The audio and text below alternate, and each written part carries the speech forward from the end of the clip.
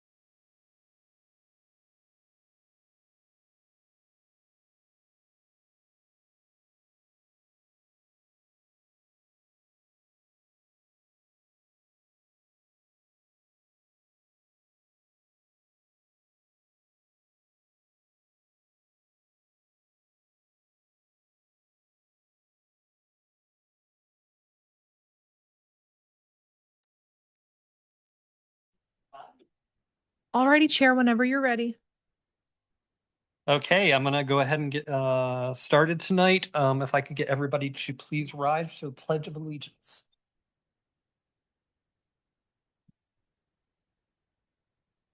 Pledge of allegiance to the flag of the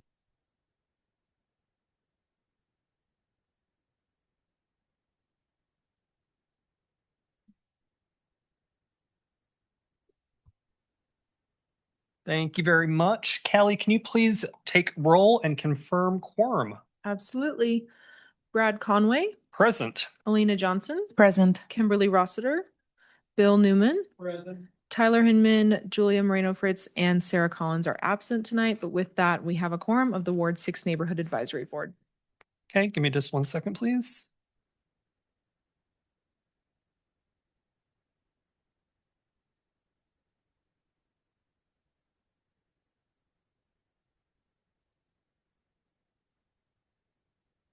Thank you, Callie.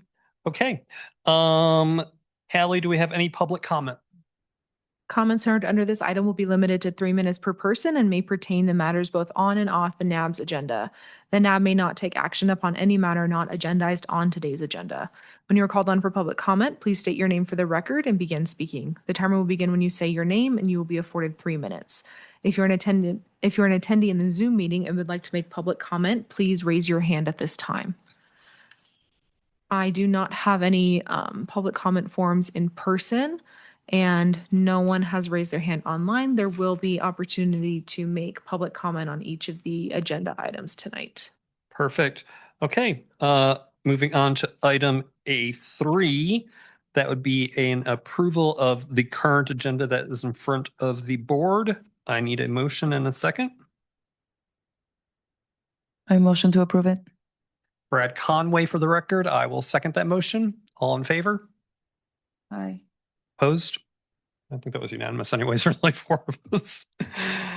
All right, item A4, we're going to be approving minutes for both February and March. Do I need to do those separately? I can do those You one? can do them together if you'd like. Okay, so we'll just do those as one. So I need a motion and a second.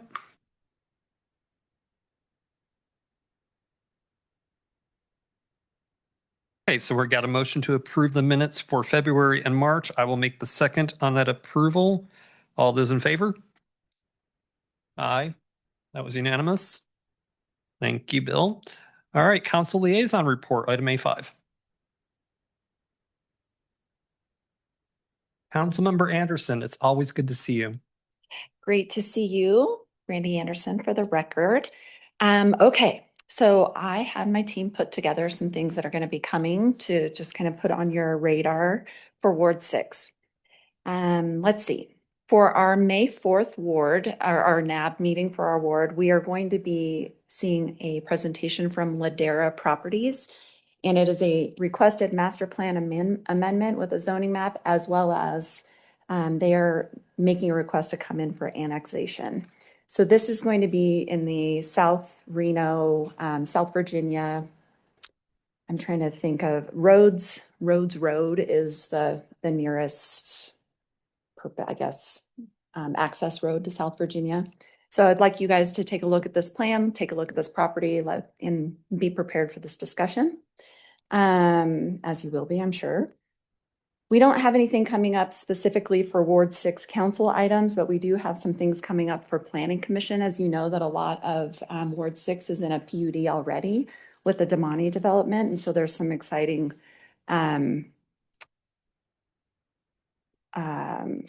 projects coming for the downtown Damani and adjacent parcels there. So there's some crescendo townhomes that are coming in for a tentative map. It's 147 single family attached units. Again, you won't see it here at the NAB, but it might be something that you want to pay attention to for that Planning Commission meeting on May 4th. And then let's see, some other things that are going to be coming in front of us are going to be the expansion for phase 2 of the South Valleys Park, which is going to be a major site plan review to allow disturbance and drainways that is going to be, really close to some residential. So that'll be something that we want to pay attention to, as well as Steamboat RV and Storage. They are going to be coming before the Planning Commission for a conditional use permit to allow for a mini warehouse facility in the mixed use suburban zone and a major disturbance of drainage, which is usually what, Ward 6 gets we get a little tricky about our drainage ways. So this is usually got a lot of people paying attention to this type of excavation. So if you just want to look at the Planning Commission for that. And then we have some upcoming events downtown, which is the Reno Antique Fair is coming back, and it was hugely popular last year and a ton of fun. So April 19th from 10 to 4 will be that event. And then let's see, what else do I need to tell you about the Antique Fair?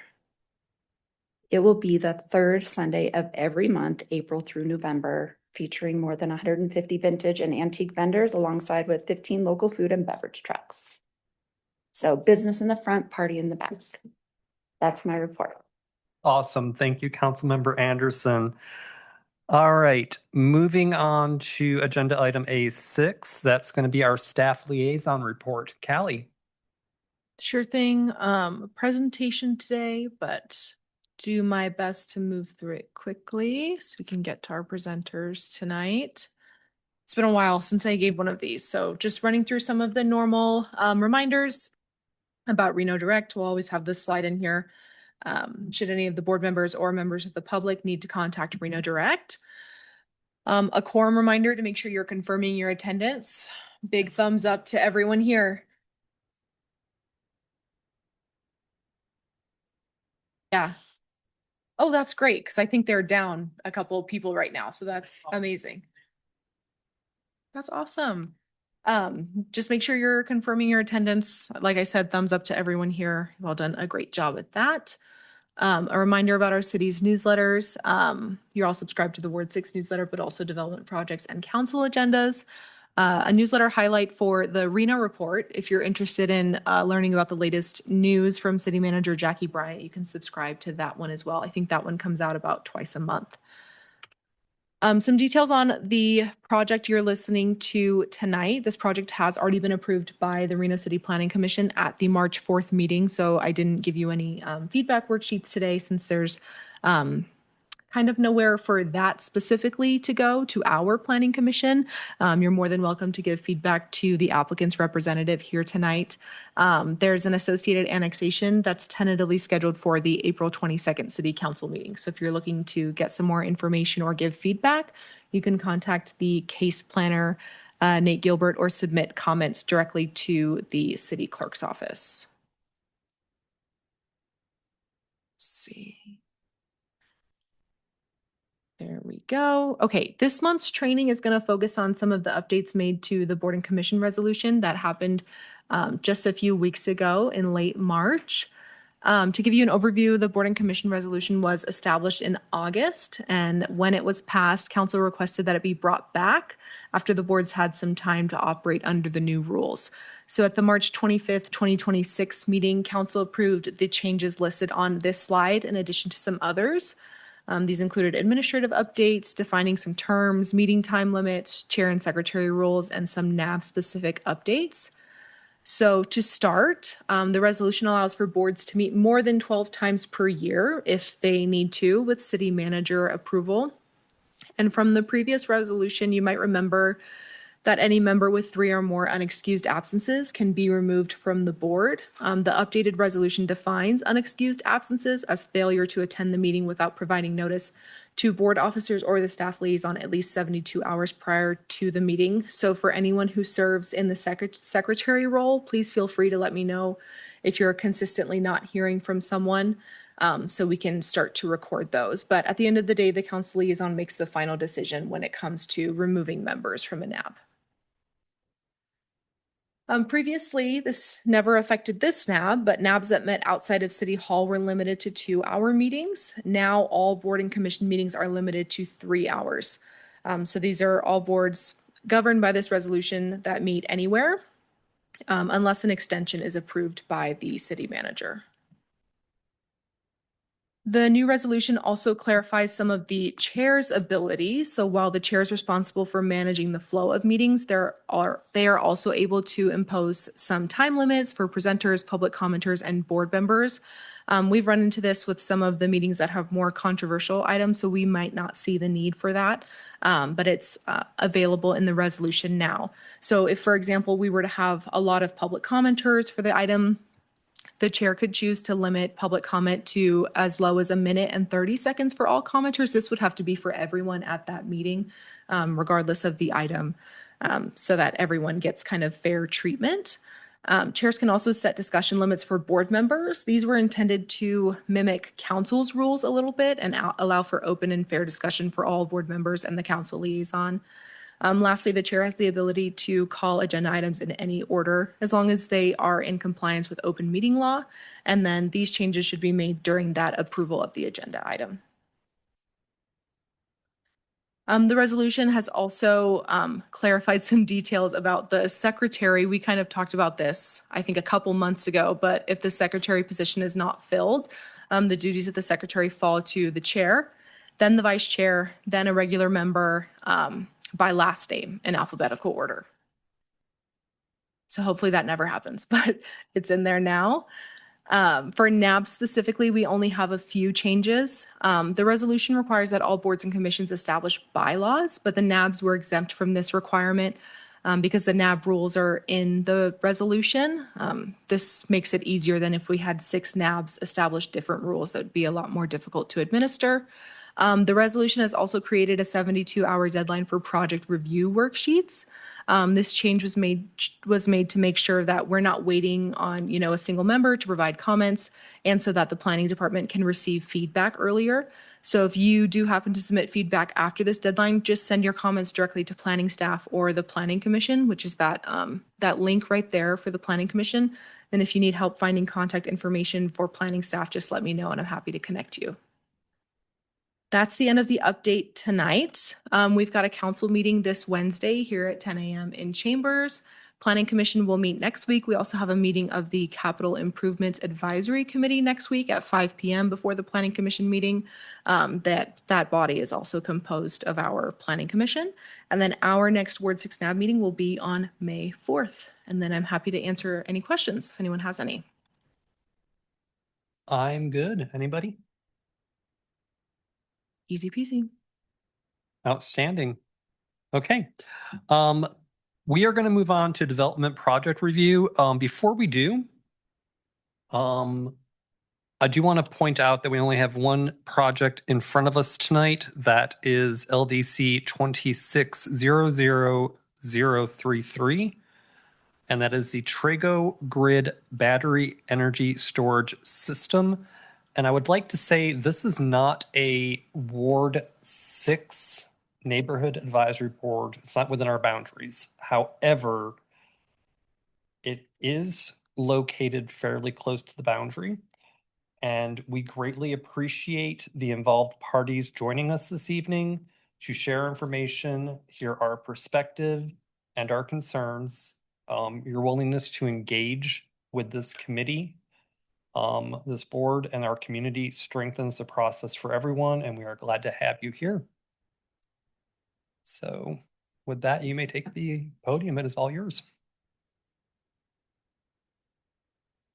Thank you.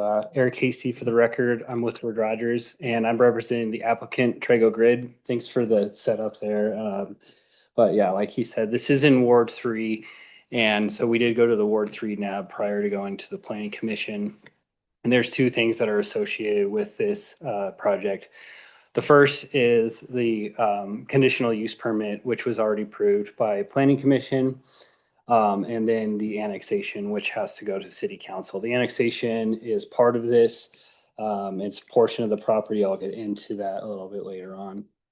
And then I'll also get into what this is. Is this not? Oh, it's off. Okay. All right, so just to give you an idea where this is located. So this is located to the east of the Talus Valley development. So the site that they're currently developing right now and actually putting on houses on the other side of Steamboat Creek. This is adjacent to the NV Energy substation. And so what we're showing here is that the conditional use permit was for 25.5 acres of this parcel to the north of the NV Energy substation. So that's the area that's outlined in red there. The annexation is for the entire 53.49 acres that's outlined in yellow.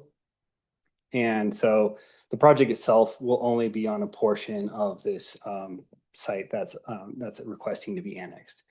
The adjacency to the Miraloma substation is critical for this project, and I'll get into some of the details of all this as well. I think sorry, it is now. Okay. All right. So once this is annexed, so it has a master plan designation of SF and UT. Once this is annexed into the city, those zoning designations will go to SF3 and to UT10. But the use that this is, which is a major utility, requires a conditional use permit in any zoning designation. So regardless of the zoning designation, this will require a conditional use permit. There's also other components of this conditional use permit that were reviewed at the Planning Commission. So establishing the major utility use, hillside development because the grading and the slopes that are proposed on this site, and then fills greater than 10 feet and residential adjacency. So before I get into all those details, just to kind of give you an overview of what a BESS or battery energy storage system is it's basically an array of batteries that stores electricity. So this isn't generating electricity, it's tapping into the substation that's there and it's using the energy that's already being produced and fed into the grid. And what it will do is it will charge during downtimes. So typically in between the morning and the evening rush in the daytime and then over at night. And then what those batteries do will then push that energy back into the system when there's high peak demand to help with grid stability throughout the South Reno area. I like to point out one power line that's going to be associated with it. It's on the south end there. That is to tie into the existing substation. So looking at the components of what each one of these are, if I go back real quick, so each one, like what I'm showing in this next slide is each one of those white boxes that's in the top right there. So we're zooming in and opening it up here, and this gives you an idea of how these batteries will operate. And so what they are proposing right now is the Tesla Megapack 2. So there's been a bunch of different technology that has been adopted since these were first implemented. And so this latest one with the Tesla Megapack 2 specifically will use lithium ion, which is a much safer technology. The technology that they use to manufacture their batteries has a lot less flaws as well. So there's a lot less susceptible to thermal runaway. And then each one of those units is self-contained. So that box that shows the one in there would be able to be self-contained if there was a thermal runaway event. Another thing that's the safety measure that's on here is these are air cooled. So there's a fan on top of each unit. That's the number 4 there. And there's a closed loop system. So there's refrigerant that goes in through these. They're not tapped in. They're not using any water. These are all self-contained. They can be taken off and put together all as one. And then there's a bunch of sensors within each one of these units. So each one of those one numbers will have its own set of sensors in there. And each one of these batteries, the temperature is monitored. And so if it goes to an unsafe level, then the charging or discharging will automatically turn off. If for some reason that still doesn't prevent thermal runaway, then there's a bunch of other sensors that will go on. It will alert the fire department as well as close off anything and allow that fire to burn in there and not spread to the other units. So this is going to be an unmanned facility, but it will be monitored 24/7. There will be people going to the site for regular maintenance. Okay, so talking about the conditional use permit a little bit more. There will be a temporary fence that will be set up around the perimeter prior to any construction to prevent any wildlife or feral horses from coming onto the property. And then there will be a permanent fence along the perimeter, and that temporary fence will come down once everything's done to be constructed. There are 7 fire hydrants that are proposed, but this, again, the reason that we need water on the site is 1 for the landscaping and 2 for these fire hydrants. These fire hydrants are not required by code, but the applicant put them in understanding that there is a need for wildfire suppression. So these fire hydrants will only be used for wildfire suppression if that is needed, because you cannot fight battery fire with water. There is an internal fire access road that provides adequate access to all of the battery array storage facilities. The defensible space around there, so pretty much everything you see in that dark brown around the roads is going to be gravel, so there's not going to be any vegetation or anything near these. And the Trago grid has a third party who will go to City of Reno Fire and train how to properly respond to a fire if that happens. And they are on call 24/7 if that is the case to advise the fire department. Okay, so looking at the hillside development standards, this was triggered because of the slopes that were on the site. However, you can see that we are mostly just impacting the ones that are green or yellow. So those are the less steep slopes. However, this does, once you look at how much you are disturbing, this does require us to dedicate 1.03 acres of undisturbed open space. And that hatched area in the blue there is the area that we are not disturbing. And so that's almost 9 acres. So we're meeting that standard and we'll be able to meet the hillside development standards for that. Looking at the cuts and fills, again, we are exceeding the 10-foot threshold. And so that area you can see in dark pink is where that is exceeded. And we go up to 12 feet, so just 2 feet over the requirement. And then this cross section here gives you an idea of how this will be stair-stepped up the hillside. And there will be 8-foot walls at each one of those stair steps. This will do two things. One, it will help with sound mitigation, and the other one will help with screening for visual. Looking at residential adjacency.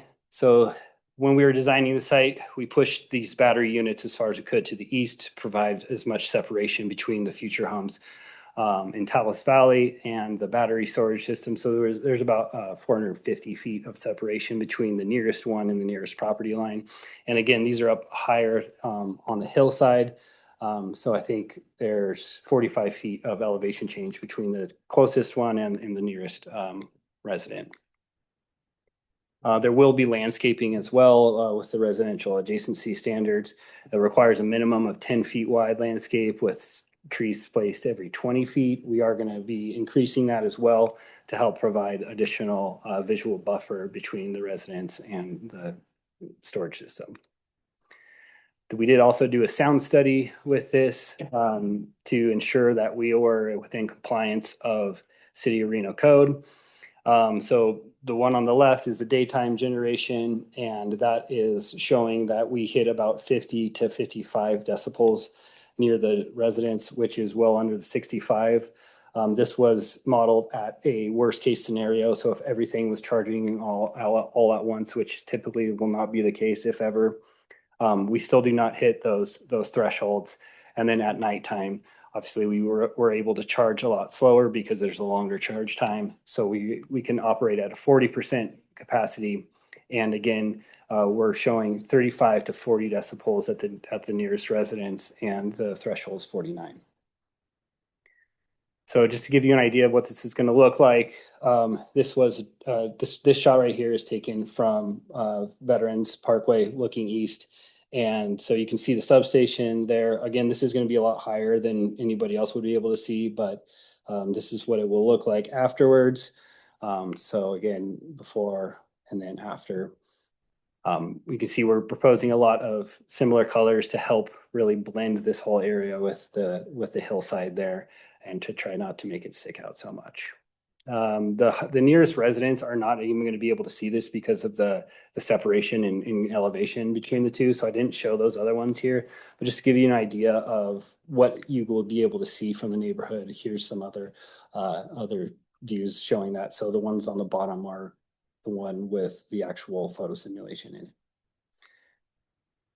it. So again, we are tentatively scheduled to go for annexation at the April 22nd meeting. This was approved by the city council, by the planning commission, and we still have to go to the Truckee Mills Regional Planning Agency for regional approval as well. So with that concludes my presentation, and I'd be happy to answer any questions. Thank you. Okay. Number one, great presentation. I actually have read your application. I'm probably one of the few people that would sit down and read this much paperwork. You guys did a great job. It was, in fact, a lot of it went way over my head. Yeah. So I do have a couple of questions for you. Yeah. I want to start off, and I'm going to try and put these into some sort of working order because I just was jotting notes. How tall is each of those buildings going to be? So the buildings themselves are not going to be higher than 8 feet. And so that's what the walls themselves are 8 feet tall. Okay. And so they cannot, in order for them to block the sound, right? They can't be any shorter than the buildings themselves. Okay. So they're pretty low. Yes. Yeah. It's very similar to like a shipping container. Okay. And then, when you were talking about the possibility for sound pollution, what type of sound are we talking about? So the only sound that will be coming from them are those fans that are going to be on top of there for the air cooling. Okay. Any light pollution? There's not anticipated to be any light. Safety lighting will probably be installed as required, but there isn't proposed to be any lighting of the facility. Okay. What type of security are we going to have out there? Yeah, so like I said, it will be monitored 24/7, and so they will have because the Homeland Security requires a barbed wire fence, 8 foot tall, chain link, 8 foot tall barbed wire fence on top around the perimeter. And then they will have security cameras as well as sensors. Okay. And I want to discuss just a couple more things and then I'll turn it over to the rest of the board. These are probably the two hottest topics, and this is no pun intended, honestly. We can't fight lithium ion fires with water. I think Right. we've all seen the videos of electric vehicles where they've literally put them in ponds of water, taken them out 3 days later, and they've just reignited. Yeah. And that has been a concern with a lot of the residents. A lot of the constituents that I've spoken to on this topic are concerned about this. So what type of firefighting are we looking at? What type of So, fire suppression? Because there's obviously more than just water. There's I right. can't think of the name of it. Not halcyon. I forgot the name of it. No, not halogen. Halogen's a type of light, but anyways, go ahead. Yeah. And I'm not exactly sure on the exact specifics of this, but I do know that the city fire department did review this before we went to planning commission. They were available at planning commission as well. And we are, the company itself is partnered with a third party who specializes in combating these types of fires, right? Okay. And so they will be training the fire department and providing that either on an annual or as required basis. And then they are, as far as I know, the fire department had no comments other than the ones that we addressed. And Okay. so, And that's a fair enough answer. yeah. And I appreciate your honesty on that. I mean, if we don't know something, we don't know. I know there's ways to fight those fires. I just want to make sure it's being done properly. Yep. Can you possibly discuss the other thing that I think is important that we discuss here? There are different types of lithium ion battery technologies. Are you in a position to discuss that? Not in any specifics, but we did have a lot of concerns from the NAB when we went to the Ward 3 NAB. And then we had one of the planning commissioners come and they met with the representative from Tesla who went into various details about all of that, right? And so my understanding is that this technology that they're using now, there hasn't been any thermal runaway events on the latest ones that they've had. And that is because of those things that I mentioned, right? With the cooling system, a lot of those things, what happened in the past, from my understanding, is that the batteries got wet because the cooling system started leaking, and that caused that. And then the way these are manufactured, right? Like using the technology, the materials like you were talking about, like lithium ion and all that stuff, is supposed to be much more stable than the batteries. Okay. So I think one of the things we need to be aware of is, and I'm just kind of saying this for the benefit of anybody watching the meeting, I'm not opposed to this one bit. I do have one more question for you though. But one of the things that I want to stick to on the point of different types of technology and why I went there, lithium ions is here to stay. It's not going anyplace. In fact, I believe Nevada is sitting on one of the biggest lithium deposits in the US. The problem with lithium is you can get a lot of energy packed into a very small area. That energy is going to have to dissipate somehow. So it's not going to matter if you disconnect these batteries. If there's a fire, there's going to be an issue. And so we need a way to isolate each individual cell. Right. And they are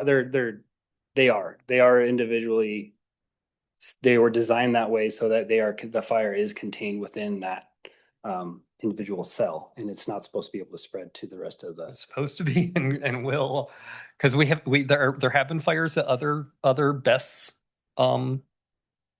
plants that have burned for days. One I know caused an evacuation order for 24 hours in California. We wouldn't want to see that, but I do think you're doing everything right. But here's my real kicker, or I think my big thing. What's the benefit to the community here? because we're obviously not paying for the energy to be stored, Right. because it's before our meters. Yep. So NV Energy or whoever the generation person or entity is going to generate the power. You're just going to grab a little bit of that energy off the grid as you can. And then during off-peak times, you'll store it. During higher than normal peak times, you'll release them back to us. What is the benefit? Can you articulate the Yeah. benefit to the consumer or the constituent? Yeah, the short answer is grid stability, right? With all the growth that's happened in the region, this will help to meet the demand during those peak times and not cause a brownout. So it's to stabilize the entire grid of South Reno. Okay, that is actually perfect for me. I'm going to go ahead and I think what I'm going to do is I'm going to run the dais, and I'm going to start down here with Bill, and we'll run my right to my left. You know, I got this. Are you an electrical engineer? I'm not. You're not. Nope. First of all, my GPS is off. Where is this plant going to be located at? Okay. I saw a Miraloma, but I'm lost Okay. as to exactly where. Do you know? So right now we're South Meadows and Veterans meet. South of, yeah, that's right where I live. Yeah. Do you know how they made the connection across the creek? Right there. Yeah. And there's all those homes that are right there. The That new are going up homes for, building yes, for on construction. the east side of Veterans, Yes, this is adjacent to that. adjacent up there. Yeah, so there's there's- Okay. Okay, in that area. Yeah. How many of these stations are in the city of Reno, are in the county of Washoe, in the surrounding counties of Washoe, and in the state of Nevada? in the BESS systems itself, the battery energy storage Yeah. systems? That's a great question. I do know that this is the first one of two, I believe, that's coming to the city. I think there's another one that's in the North Valleys. But I'm not sure how many are in the state. Are in the state or the surrounding counties. Right. So we have one in the south and one in the north.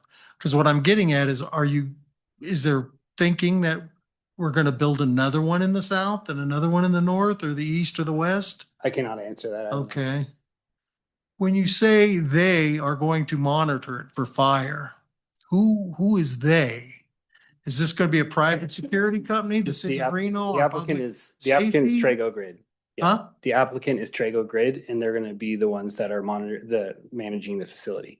So they have somebody there in a control room 24 hours a day looking at It will this. be monitored 24 hours. Yes. Has anyone talked to the horse community out there about this? Yes, we reached out to the horse community, and that's why we were installing the temporary fencing prior to construction to make sure that none of the wildlife wander on site. And what did they say? They're That was happy with That was their request. that was. Yes. Okay, that's all I have. Thank you, Bill. Kimberly? I don't. No questions. Okay. Hi, Alina Johnson for the record. Beautiful presentation. Well done. It's half of it went over my head. A lot of those words. I'm not an electrical or engineer person, but it is beautiful. And I do have a good idea of where this will be, I think. The application. Yeah.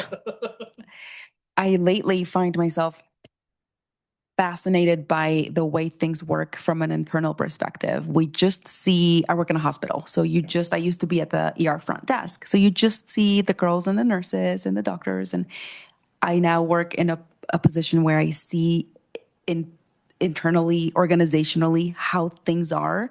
I even had someone show me, I don't know what it's called, the electrical room. They have big generator pumps. And I said, oh my gosh, this is stuff that we don't ever think of. Our little city is running and growing and on who knows what. Like I said, I don't know. But having my eyes open to that a little more, and also having had family members that work with energy. It's fascinating. It's so important. Either way we go with it, we're going to need it. I'm always going to lean on the side of just change, I guess, trying new things, technology. I know it's not always going to be perfect. So I don't see a lot of issues with it. Again, I'm not educated on this, so I don't know if I would be able to find the issues, to be quite honest. I do want to pick on you a little bit. I know two people have asked, just to clarify, you said it will be monitored. This is cameras and someone's going to be old school security style looking at the cameras for motion, sparks, anything like that. Is that correct?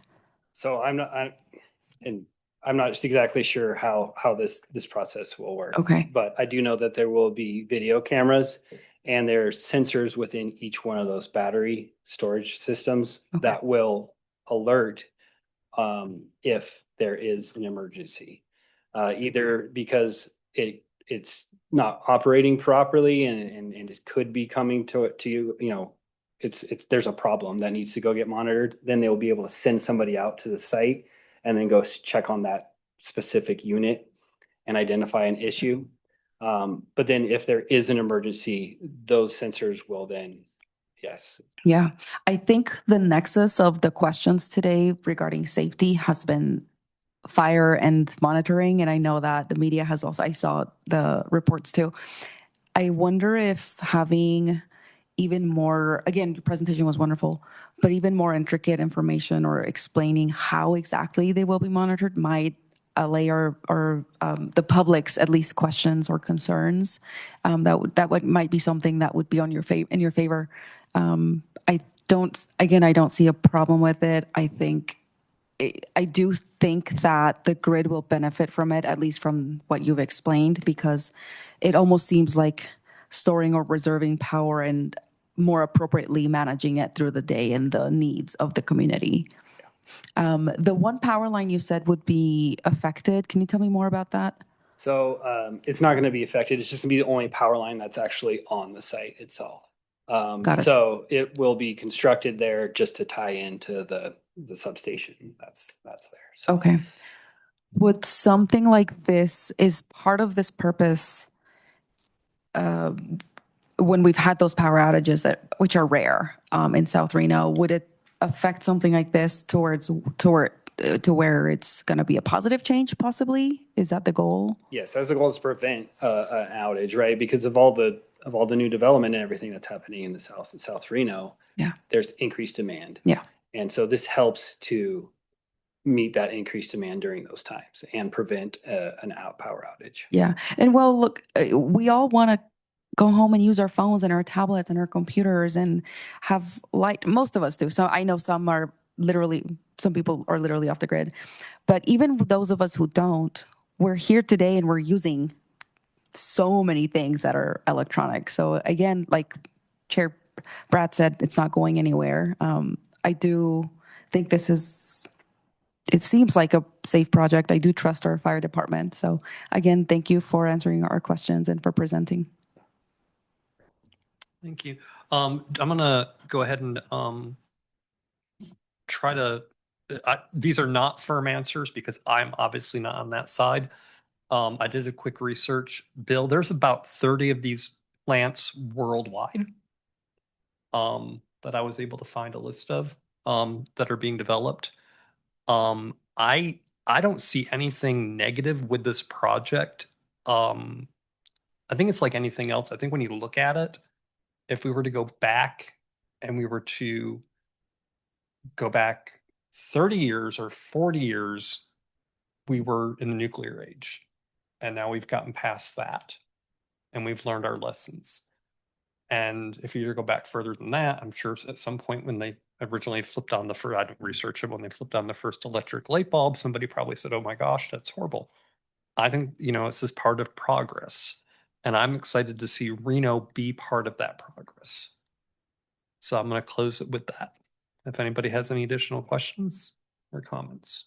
We do have some public comment online. Perfect. Let's hear it. So if you're online and you'd like to make public comment, please raise your hand. We're going to start with Judy Covert, Judy, when you're ready, just unmute your mic, state your name for the record. You'll have 3 minutes.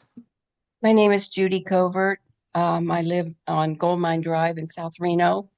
And my question is, when the fire department said they could handle this, how long is it going to take them to get to this site? And what would be the time frame for whoever is monitoring it to get information to the fire department?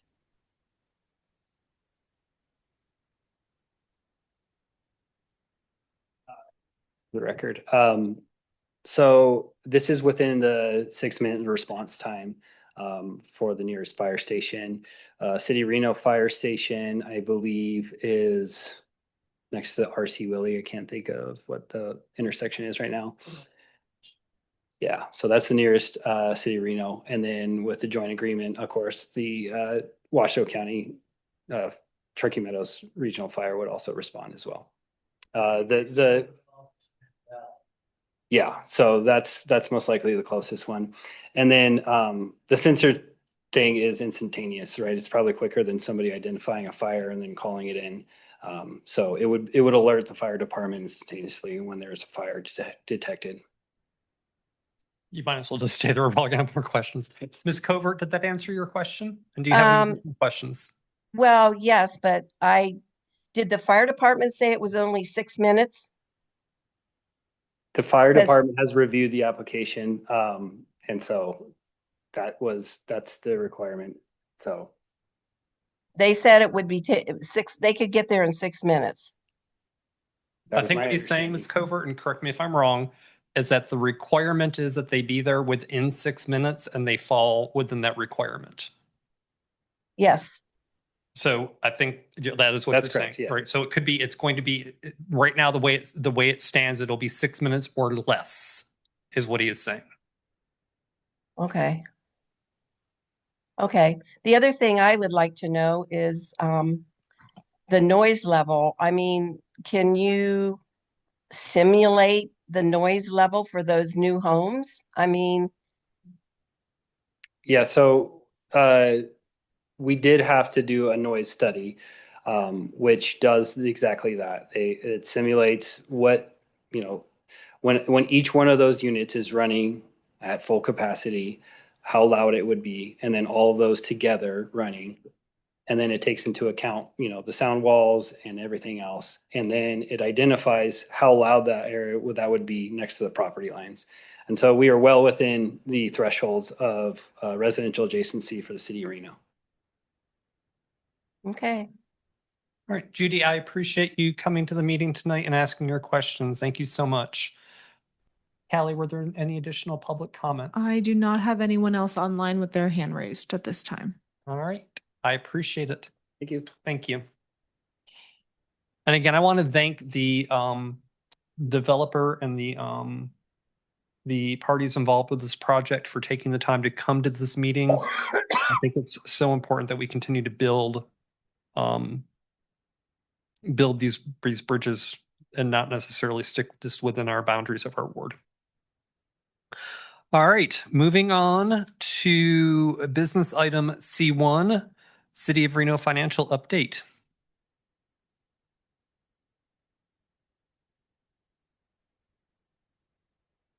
Good evening. Hi, good evening. Vicki Van Buren, Director of Finance for the City of Reno, for the record.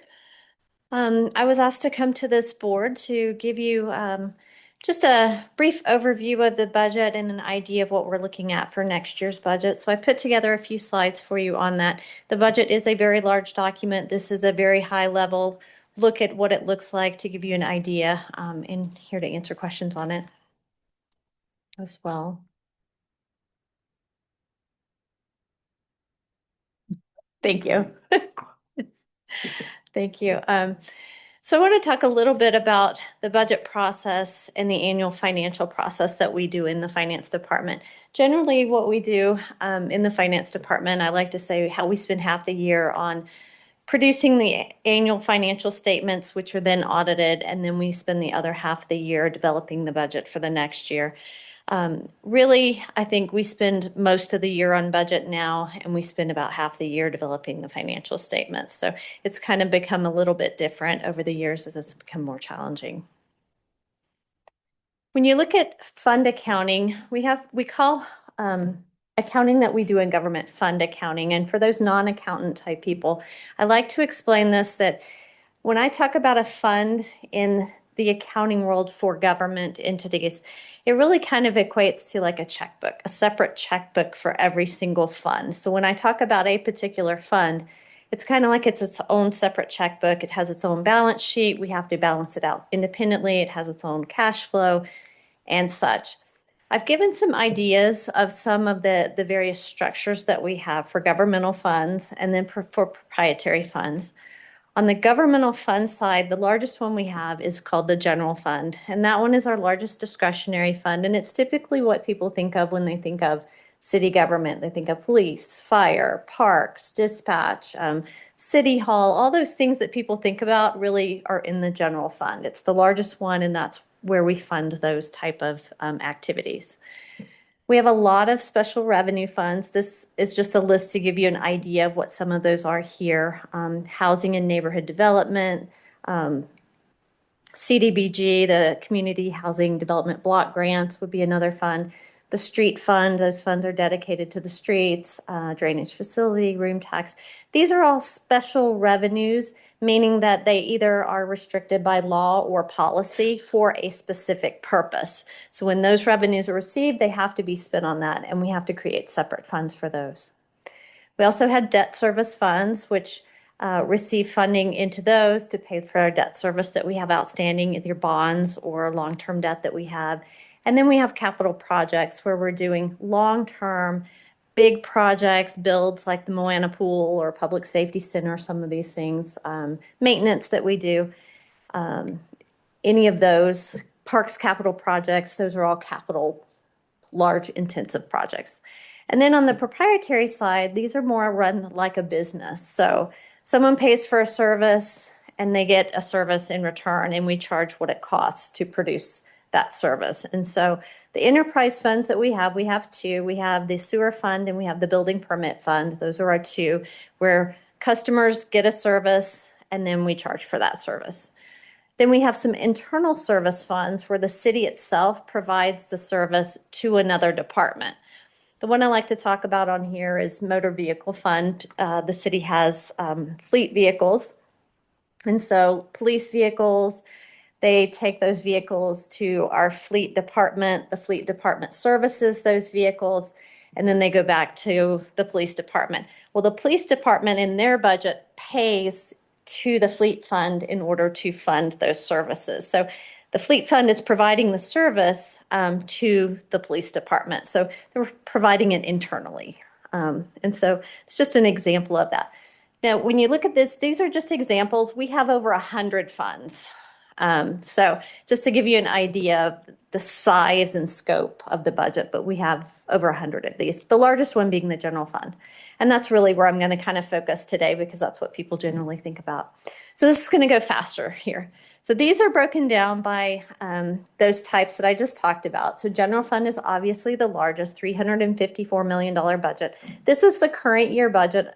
Everything I'm going to talk about in this section is the current budget, and then I'll talk a little bit about the budget build for next year. We have, in total, between all these funds, we have $1 billion budget between all of them. You'll see that general fund is the largest.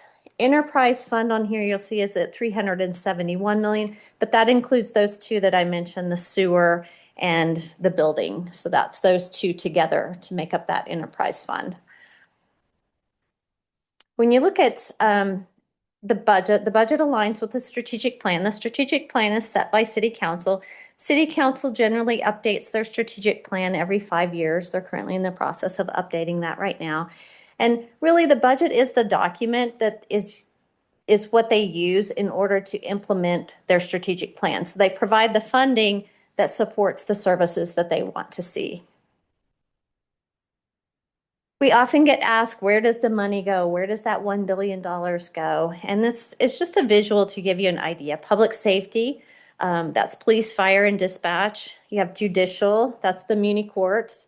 We have community supports, that could be code enforcement, CDBG, building permit, home funds, parks and rec, public works, and then general government. A lot of things on here, but this is generally where the money goes. How many people do we have in the city? We get asked that a lot. We have about a little over 1,500 employees, full-time employees in the city. About 1,200 of those employees are in the general fund. And when you're looking at the general fund of those 1,200 employees, 850 of those approximately are public safety, police, fire, and dispatch. So that's really a lot. You're going to continue to see that kind of trend, a lot of that bulk of the trend, because that's where the resources are going. You look at government as a whole, this is a measurement that a lot of municipalities use to look to see how they measure to other governments, and it's number of employees per 1,000 residents. And you can see that the city of Reno is at 5.3 as far as number of employees per 1,000 residents. Most of the other local agencies, they're between 5 and 6. You can see a couple are, higher than that, but we're the lowest on the list as far as employees per residence. You look at the general fund in total in the current year budget, we have a $321 million adopted budget for fiscal year 26. We did have to use some one-time funds to balance the budget in the current year. That was $9.5 million of one-time funds to balance the budget.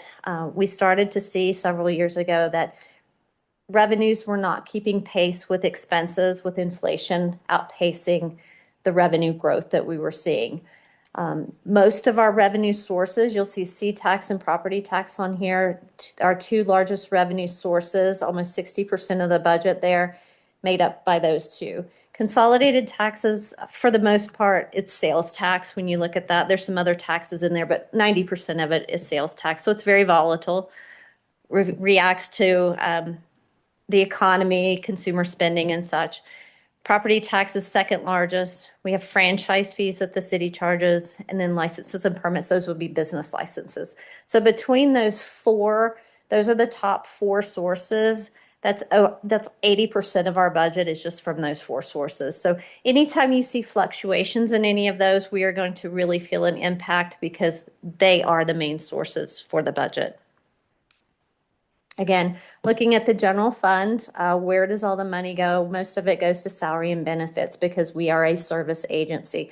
So 81% of the budget goes to salary and benefits. In order to balance the current year budget, if you remember back last year when we were looking at the budget, we had about a $25 million deficit. We balanced that by $16 million in reductions and $9 million in one-time revenue. So I'm going to go back to that one. The $9 million we had in one-time revenues and then the $16 million in reductions. That's how we bridge that gap to balance the current year budget. The reductions included reductions to service supplies, capital, fleet, workers' comp. We froze 20 positions. In addition to freezing 20 positions, we have also frozen an additional 8 positions during this current year. So currently we have 28 positions that are frozen. We're going to continue to do a lot of these same things in order to balance the budget for next year. We are still in that space where revenues are just not keeping pace with expenditures. And when you get there, there's really only 3 things you can do. You can increase revenues, you can decrease expenses, or you do a combination of both. And really what we're doing is a combination of both as we continue to move forward and start doing long-term projections that go out even farther. So what are the priorities when you look at where the money's being spent? You can see that public safety, this is departments as a whole. So police department, $112 million, fire, $85 million, and dispatch about $10 million. So 64% of the general fund goes to public safety. Public safety doesn't really exist in a vacuum. They can't exist without HR, finance, IT, all of the things that keep them going. So it's really not representative to look at just say 64% is. So I like to remind everyone that it takes a lot of the support departments as well. So it's really a lot larger than that number. When you look at when you look at expenditures by function, again, the same information, just giving you a different look at it. You can see police and fire, the largest pieces, dispatch, and then general government, where you're going to have that support, your IT, your finance, your council, city attorney, all of those things that support. We a lot of times get questions about infrastructure. Are we investing in capital and what does that look like? We spend a lot of money on capital every year. A lot of it is dedicated through specific funding sources like the sewer fund, which is dedicated to sewer and stormwater infrastructure, $206 million. The street fund and neighborhood streets program, $14 million. And then general capital projects, that includes maintenance for buildings and parks and other maintenance needs throughout the city. We also have regional construction tax that's dedicated to parks. So these are very specific sources that we have that can be dedicated to capital improvements throughout the year. We look at capital improvement projects. Capital improvement would be like a new facility or a major remodel. And then we have capital maintenance. And we have a lot of facilities. We have city buildings, we have all the parks, we have parking lots, and then we have a lot of other assets that the city also maintains too. So there's a lot of capital maintenance needs and not a lot of money to go around as we look at the budget every year. We get asked about debt history a lot of times, has the city reduced debt over the years? Yes, we have. We had in 2009, that was at a high of about, on the chart, I think it's about $625 million there. And then as you go out, the current year, we're at about 500 million, a little bit below that. The next chart I'll show you, it really shows it a little better, but I like this chart because it shows you that most of the debt that we have, the dark blue on the bottom is retract debt. That's associated with the railroad undergrounding that was done to put that railroad under, so it didn't run through the city. So that was a very, very large project. We will be paying for that for a very long time. That's the blue area you see. And the big gray area you see on here, those are the two big sources on here. But the gray area is the event center, the ballroom, and the National Bowling Stadium. So those are those other large projects. And then you have, some sewer debt and some other debt in there. But those are the two big areas. And those projects, they were financed for a long time, and we're going to have that debt for a long time. When you look at debt history, same information, but it gives you an idea of we have paid down debt. So in 2009, I said, we were at $625 million. You can see it on here, just a different chart showing it a different way, but it really shows that we have paid down debt over the years. In 2026, you'll see that blue bar out there. We are currently issuing debt that will close at the end of this month for the Advanced Purified Water Facility. It's a sewer project financed by sewer revenues. And so that's what that blue bar represents. Once that is issued, we will have that debt and we'll be a little bit over the $500 million mark. This is how you manage debt as you go along. You pay it down, you get a new big project, you take out debt, and we manage debt and that's what it should look like. It shouldn't be a giant spike and kind of maintain. You pay it down and you issue debt as you need it.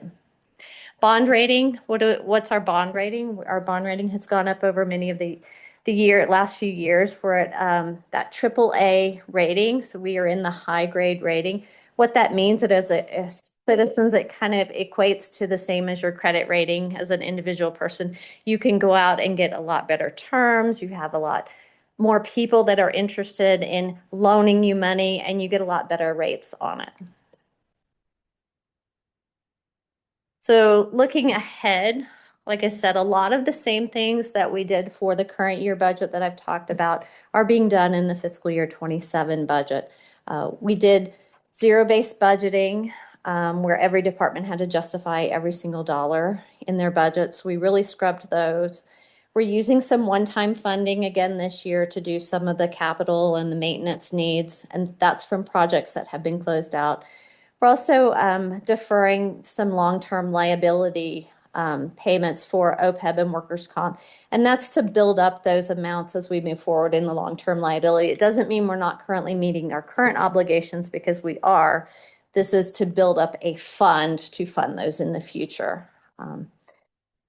We're also using some savings from the current year. And then we're new this year for next year, fiscal year 27, the budget, we're going to start budgeting for a vacancy rate. So as people leave positions and someone else comes into the position, there's a lag between the time you can go out, hire that position, and you see some savings during that time. It's typically more in the benefit side of it, in the retirement and the health insurance and the benefit side of it.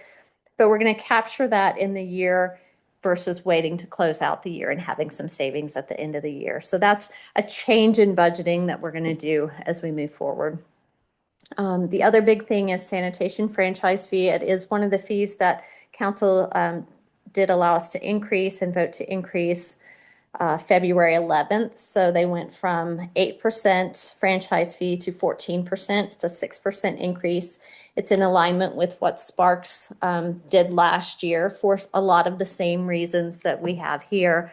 But what that does is equate to about $5.5 million of ongoing revenue starting next year. So again, reducing expenses, increasing revenues, combination of both is really what we're having to work on.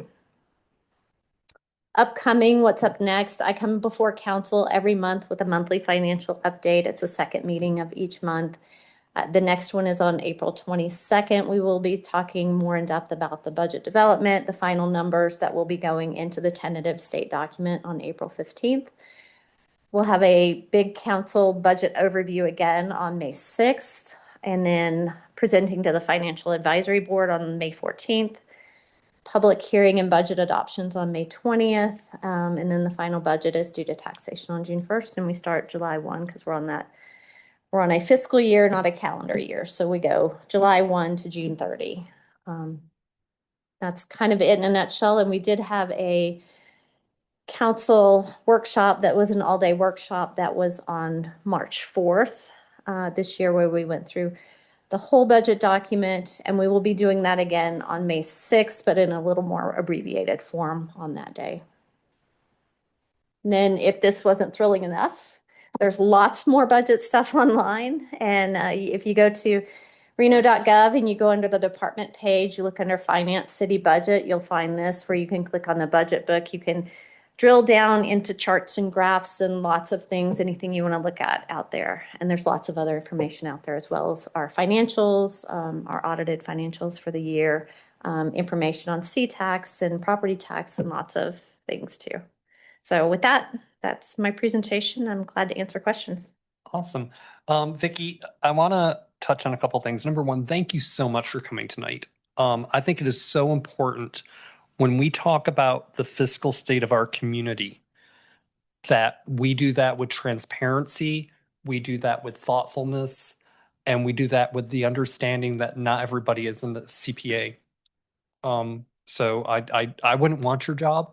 I have a hard enough time doing my household budget.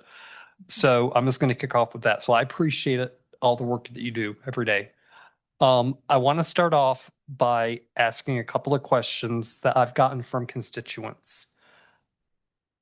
How did we end up with a $25 to $26 million deficit? That's one that has come up in conversation after conversation, and I can't answer that question. So we have money coming in, and obviously the answer is we have 26 million less coming in than we have going out. So how did that happen? You know, it didn't happen overnight, for sure. But it was a combination of things. You know, we hit an inflationary period where everything cost more. You go to the grocery store, everything cost more during that inflationary period. CPI, Consumer Price Index, for a couple of years was around 7%. So you're seeing growth of around 7-8% for a few years there. And then you see revenues. Most of our revenue source, you see that largest piece, consolidated tax, went flat and even declined in some years. So our largest revenue source flattened and declined while we are still having inflation on expenditures.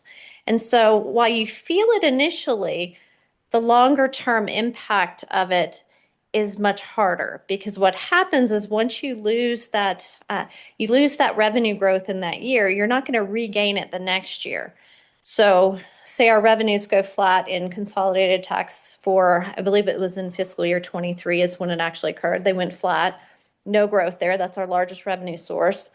Expenses still going up. What happens is even if you get growth the next year on consolidated tax, it's only a little bit.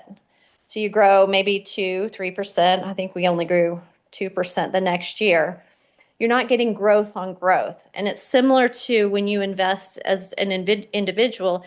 If you put money in and you invest, you continue to get growth, compounding growth on top of that. And what we've lost over a 5-year period is that compounding growth. And so over a 5-year period, it's almost $40 million of compounding growth that we've lost. While in that same 5-year period, expenses just keep going. And with inflation, the interesting thing about that is that inflation will go, things cost more and the cost goes up, and it may level out, but it never goes down again. And so that's where, it doesn't, again, like I said, it doesn't happen overnight, but it compounds. Okay, that's a great explanation, and I think the community needed to hear that. I've got 3 more questions for you. One on the same topic. Are we anticipating another deficit this year? For fiscal year 27, Might be hard to answer, but it's a question that's come up. we're currently working on it, and we still have some moving parts. So when we rolled up the initial budget in November, that's our first roll up of the budget that we brought to council, it was $24 million short. We anticipated that last year because without, revenues skyrocketing, which we know they're not because our revenues are very locked in. Biggest pieces are C-tax and property tax. They're not going to go through the roof. We know the trajectory in general. But yeah, we started at that point, and then we've started doing some of the same things that we did last year to bridge that gap. We've gotten to a point where we have balanced the budget. However, we do have, and that's again, with increasing the revenues and decreasing expenses, we've balanced the budget, but we have some outstanding items. We have the collective bargaining agreements. So we have some outstanding collective bargaining agreements that are currently open. Once we factor in some of those, we're still looking at options. We're still working out fiscal year 27, but we did start out in a hole again. Mm-hmm. Okay. And I do want to point out for anybody that's watching or listening, we did get a balanced budget to the state, which is required, and you guys did a great job at that. This is not easy. Digging yourself out of a hole is never easy. Now I want to talk about some of the actions we've taken to get out of this hole. Because I don't think the general population, I had to look one of these up actually myself, is going to know what these are. Zero-based budgeting. Give me a definition on that, please. Means you don't start with what you got previously. So we're the finance department. In our finance department, we typically, if you build a budget, a lot of times you say, what did you get last year? You get that same thing and you get a CPI adjustment. We don't typically do CPI adjustments here because we don't have money to do that. So typically you would got this amount, you would start with the same amount for next year for your budget. It would include, paying for the auditors, paying for supplies, all of the things that we need in finance, just as us for an example. We didn't start with that, and no department started with that this year. We started from zero, nothing on the sheet, and we started listing everything we had, and we started going back through every single item to verify that, yes, this is an expenditure we need, and this is the correct dollar amount. And so in that process, you flush out some things that maybe are missed in previous iterations because you've gotten what you've previously gotten, just kind of assuming it's the same. And I think that's a great answer. So I think I'm going to simplify that, and correct me if I'm wrong, because again, not a CPA. So basically, every expenditure right now has to have a justification. Yes. So I can't just put it on my budget and say, hey, this year I'm going to spend $2 million on technology. I have to say, I need to replace this monitor, and I need to justify that replacement. That's perfect. Yes. Okay, perfect. I just want to make that clear for the general consensus and population. Also, I think the word franchise fee, and this is one that, because it impacted everybody in the community, what exactly is a franchise fee? Franchise fee is a charge that the city is allowed to charge utilities that come in and use infrastructure that the city has to maintain. So really, it's a fee that's charged in order to pay for the services that we need to maintain the structure and the infrastructure so that they can do their business. In this case, like sanitation franchise fees, they use our streets, they use, safe community. They need to be able to go out and do the business to pick up trash in every neighborhood. We have to provide that infrastructure in the streets and the safe community so that they can do the business within the city. And so that's really what a franchise fee allows. And just could you, and I don't know if you can, could you estimate, because when we talk about 18 to 14%, that feels to a constituent like a decent bump. But could you possibly put a dollar amount per household to that? Sure. It went from 8% to 14%. And again, that's in alignment with what Sparks did last year because of the same issues. They're having the same challenges that we are, and we're not special in any way in that case. And across the nation, local jurisdictions are having the same challenges. As far as that percentage change for a large, when I brought the presentation forward, I used like the 96-gallon reference. So the 96-gallon tote, the large tote, residential tote, and the large residential recycle bin. When you look at those two, for that piece, that's the city piece that we were proposing, it equated to about $1.40 a month increase. Okay. And that's really, again, I think the reason I'm asking this is that brings it down to something that's tangible, palatable, and also budgetable for our households. And like you said, inflation is our kicker right now. And it's not getting any better. Because it never goes down. One would think it would. Problem. It doesn't. So with that, I really appreciate you. That was an excellent presentation. And I look forward to seeing how this year plays out. And if there's anything we can do to assist you in either getting messaging out to the community, let me know. I'm happy to do that. And with that, I'm going to turn it over and I'm going to start and we'll run the dais from my left to my right. Hi, Alina Johnson for the record. I want to second what Chair Brad said and thank you for the transparency. Again, from a perspective of where I'm learning to now look at how organizationally things function, it's just fascinating and it's so easy. And I say this a lot. I think all of us are here because of this. When people complain about something or a constituent makes a comment or a question, it's just so easy to see just what's on the surface. We have no idea what it's like to run an entire department even, let alone an entire actual city. So we appreciate it. Let me look at my notes. I don't think I had any questions for you. Nope. I might have to come back to it, but I don't think I had any actual questions, just that one comment. So I appreciate it. Thank you, Vicki. Thank you. I appreciate it. I'm just curious, when is retrack going to be paid off ever? I just saw that straight line going on and on and on. I want to say the Like original bonds were 40 or 40, 45 50 years. Okay, Yes. I was just curious. I It's just saw going to this be a while. flat line, yeah. It's going to be a while. Okay, just curious.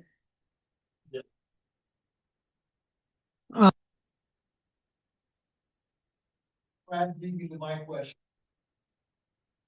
For 27. So that hasn't been determined. It seems to me like the only answer really with the revenues flat is a massive slashing of the expenses to bring that in. And I just came from my other board meeting with the Reno Historical Society, so I'll put in a shameless plug because I started laughing at your presentation about the different expenses. And we got a presentation by, I'm sure, your good friend Alicia Barber. And we were talking about the Lear Theater and what to do there. But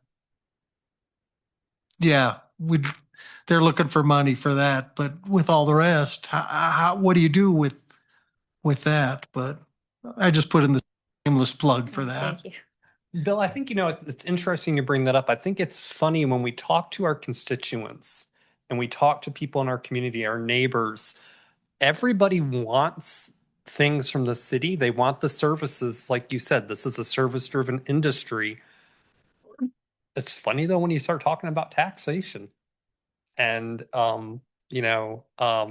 so I do want to point out too, and I need you, Vicky, also to clarify this and correct me if I'm wrong.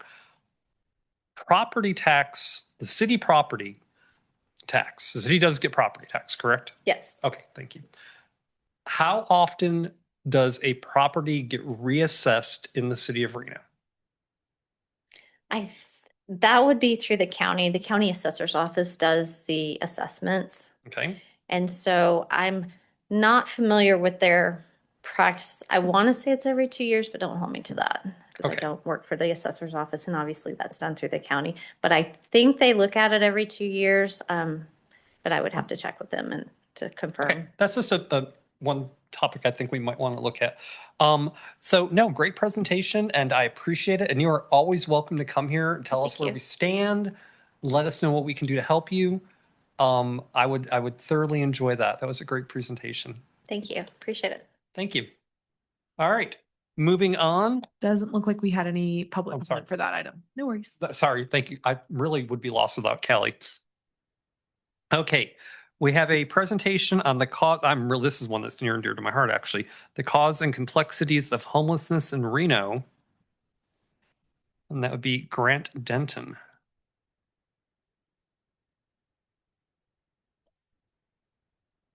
Hello, thank you for having me, Grant Denton, for the record. So in this one, in general, we went a little bit more broad for a reason. But the reason I do that, I spent about 10 years homeless myself, addicted on the streets, and then for the last 10 years have been working in this field with people that are addicted and homeless, with the goal of trying to get them out of that situation. And about 8 years ago, I started coming to City Hall because when I came to work in Reno, I was working in sober living, then I was working at a methadone clinic, then I worked at the old Record Street shelter, working in this field, and then I worked at the Downtown Reno Partnership. And when you get from the Record Street shelter, which back then the city ran it, and then you get to the Downtown Reno Partnership, you start to get into the politics of things. And I remember when I started in this business, people were like, well, what are your politics? I'm like, what does politics have to do with homelessness or addiction? A lot, and it's how we solve the problem. And so what I put together here is a history overarching even back to Mesopotamian times of how homelessness and poverty was addressed, how it was viewed, and then we come into America, what it was like here, and things that happen over the course of time, how we tried to solve the problem, went wrong, and where we're at now. I remember coming here about 8 years ago and sitting in meetings and watching advocates come up and bang their fists right here saying, Reno has no clue what they're doing. You guys are messing this up. And I thought, like, wow, are we doing that bad? I mean, when I was homeless in Vegas. And sure, I'm a subject matter expert on homelessness and addiction, but only on my homelessness and addiction and not everybody else's. And so I started traveling places. I started reaching out to other cities. I've been to about 16 different cities, been to multiple programs in these cities, and doing homework, not just on the history of homelessness, but also policy and like, how did we get to where we're at? And how did cities like Portland, San Francisco, Seattle get to where they're at? And how did we, Reno, get to where we're at and what's necessary to move forward, and how do policies impact us? So that's the purpose of this. I talk how I think, which is all over the place. So I encourage you to ask questions if I start to get offline. That's why I have this little thing here.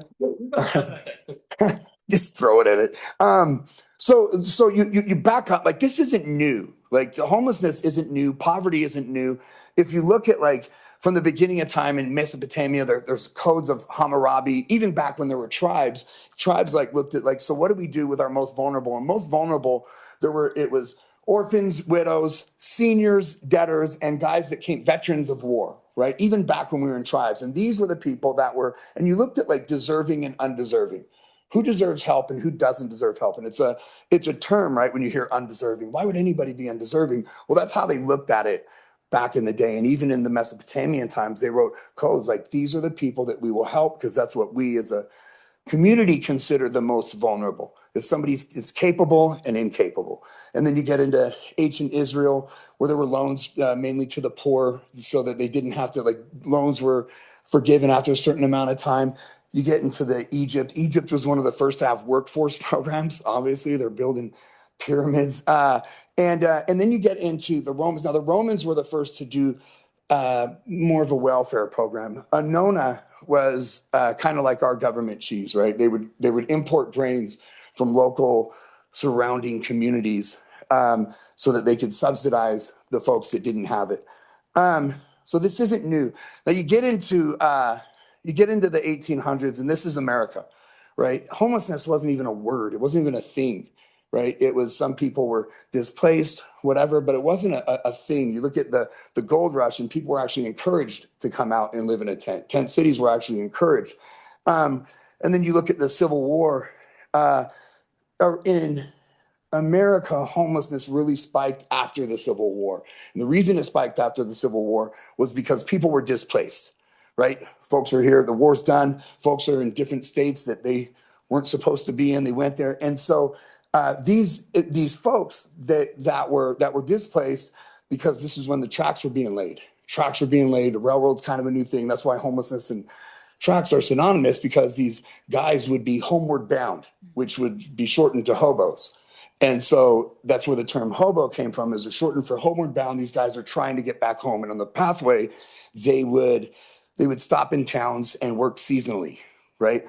And then there were three, if you look at this classism of homelessness, there were the hobos, who were the working class, the kind of, migrating from town to town on their way home, but some made that a lifestyle, right? That they were just moving from place to place. There were what they would call the bums. These were the guys that would end up in towns with an inability to work, right? And so that's where the churches would come in and try to place folks. And that's also where the poor farms, and we'll get into poor farms later, because there wasn't any Social Security or that back then. And then there were the tramps, and the tramps were living more of a lifestyle. So if you look at the three classes back then, those were them. It was a pilgrimage. Some people would chose to be homeless. More recently, there's a book called Freedom, where the author actually chose to be homeless with his friends, and they traveled the railroad tracks from the West Coast to the East Coast, and it talks about their experience there. So that's right after the Civil War era.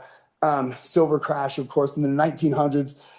Homelessness in the country spiked because of the earthquake in San Francisco, because there was such a huge population there. Of course, the Great Depression, and then Reagan. You'll hear a lot of people be like, Reagan, and kind of, right? When you do a little bit of homework, you'll see that there are some policies put in place that had great intentions, but there was no follow through, if that makes sense. And then in the 2000s, there's the housing crash, decriminalization that contributed, and COVID. So you look at the timeline here, and these are all the things that happen. And we have, didn't put it on this one, but if you look at the increase in homelessness, of course, as the population increases, homelessness will increase. But there are three contributing factors to homelessness. There's two types of homelessness. There's situational. Something happened, your rent was raised, your partner moved out of the house, you lost your job, whatever.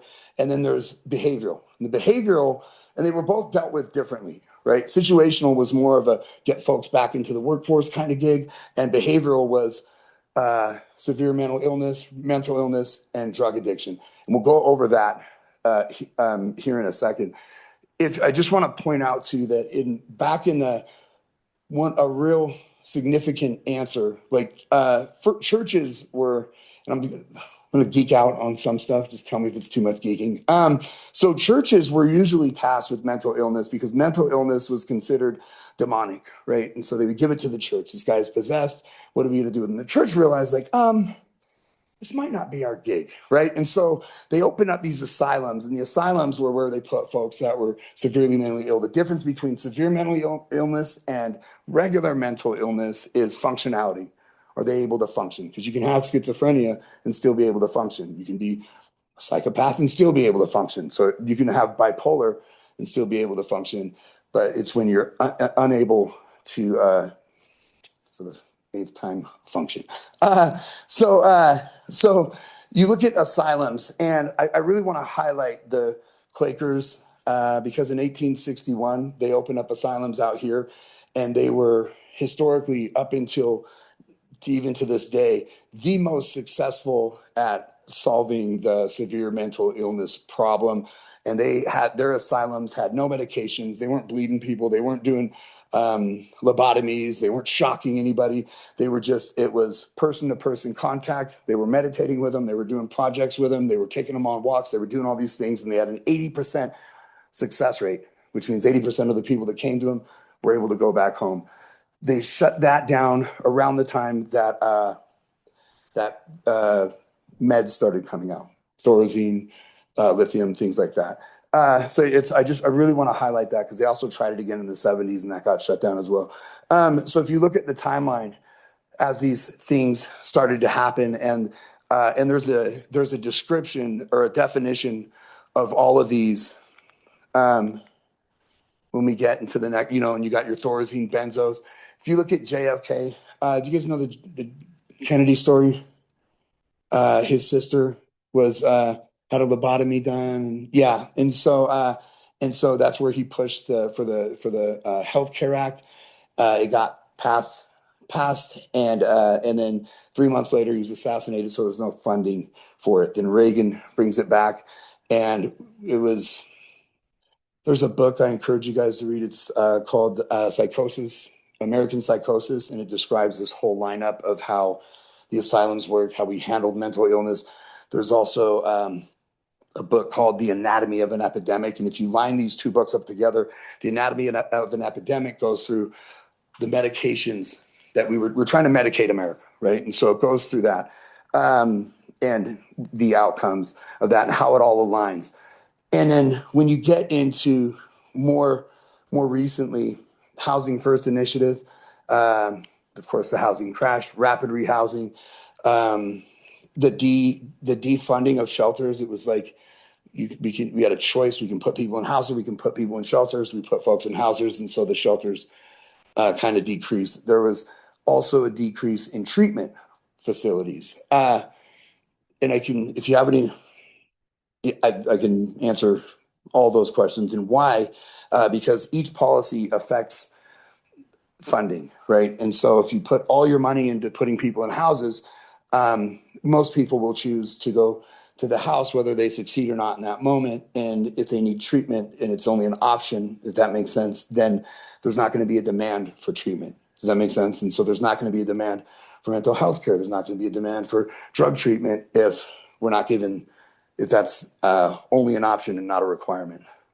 So I wish I could zoom in here. When you get into the settlement houses, all of these are solutions that were given across the timeline of homelessness, and some of the most successful ones come from the 1870s. And also, if you look at the McKinley-Vento Act, that was extremely successful. But that's about it. I mean, if you look, so if you look at the settlement houses, this is how we should be looking at homelessness. We're in the business of growing. We're in the people growing business, right? A lot of folks have lost their way over time, and our only job is to get these folks back integrated in the community. Now, there are some people, of course, that will probably never make it back. We work with folks that are, like seniors, right? There's an epidemic right now called the silver tsunami, or the boomers epidemic, where seniors are getting priced out of their benefits. So the cost of living is increasing and their benefits stay the same. So we're seeing a lot of seniors. 45% of the participants at the shelter right now are seniors.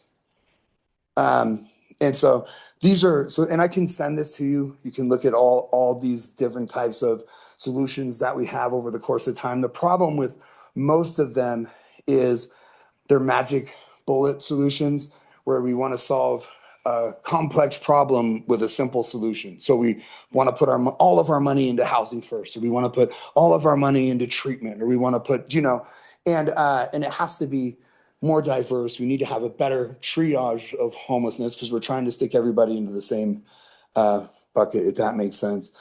I have this on here specifically for a reason, and it's to highlight that over the course of time, all of these drugs were the drug, right? There was a morphine epidemic, there's a heroin epidemic, and the heroin epidemic actually came back in the 60s, and it highlights the Food and Drug Act, where they start like paying attention to drugs, and then the Harrison Act, where we start regulating drugs. And so that's where the criminalization of it actually pushed people to being homeless. Homelessness spiked when they started to criminalize drugs. And not that people should be doing drugs, right? But it's how do we, what are the outcomes of it? And there's more people that are housed that are doing drugs, I promise you. But the ones on the streets are more visible. Yeah, and that's what has an impact. Like if you can do something and not leave a footprint, nobody really cares. But when you get into when they started regulating and criminalizing it, that's when people started to become homeless because now they're getting records. So this is where in 1914, where it started, criminalizing it started to increase homelessness. But then you get into the 2000 to 2000, mainly Canada, because Canada kind of led this charge of decriminalization. But then, so you got criminalization, increased it in the 1914, but decriminalization in the 2000s actually made it worse as well. And there's reasons for that. And we can unpack that. If you have any questions, I can answer that. But if you look at this, like all these drugs, it doesn't matter what the drug is, right? Because we're humans, we make mistakes, we we have this disease of choice sometimes, and sometimes we don't know how to properly remedy things, and so we solve our problems with drugs sometimes, and so we're open to addiction, and so and if you look at like this is over the course of time, the number of homeless that were on methamphetamines, you see that's super high up there, cocaine, and then it goes down. This is all together. This isn't like a year. It's just all together the number of folks that were on drugs. And when you Alina Johnson, for the record, did you block out pot?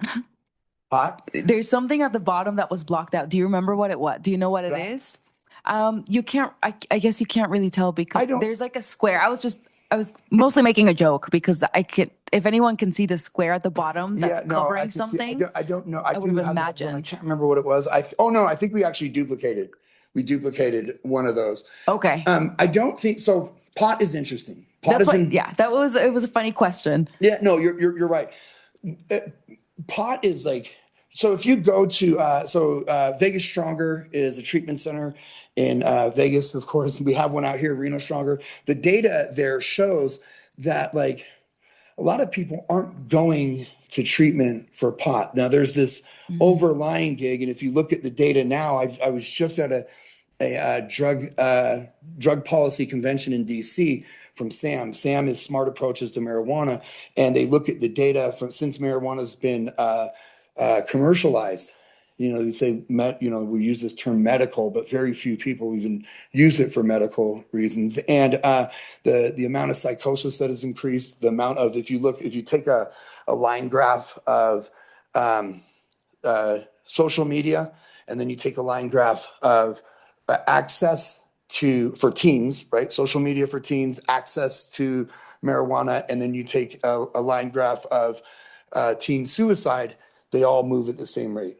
So it's all contributing to and they have these numbers of kids that are in the emergency room for psychosis that have eaten too many gummies or whatever because of pot and access to it. So it's interesting that it's too broad of a gig to really like say it was weed and there's a guy, his name is DuPont. He was from the 80s. He's the guy that came up with the term gateway drug. His name's Bobby DuPont.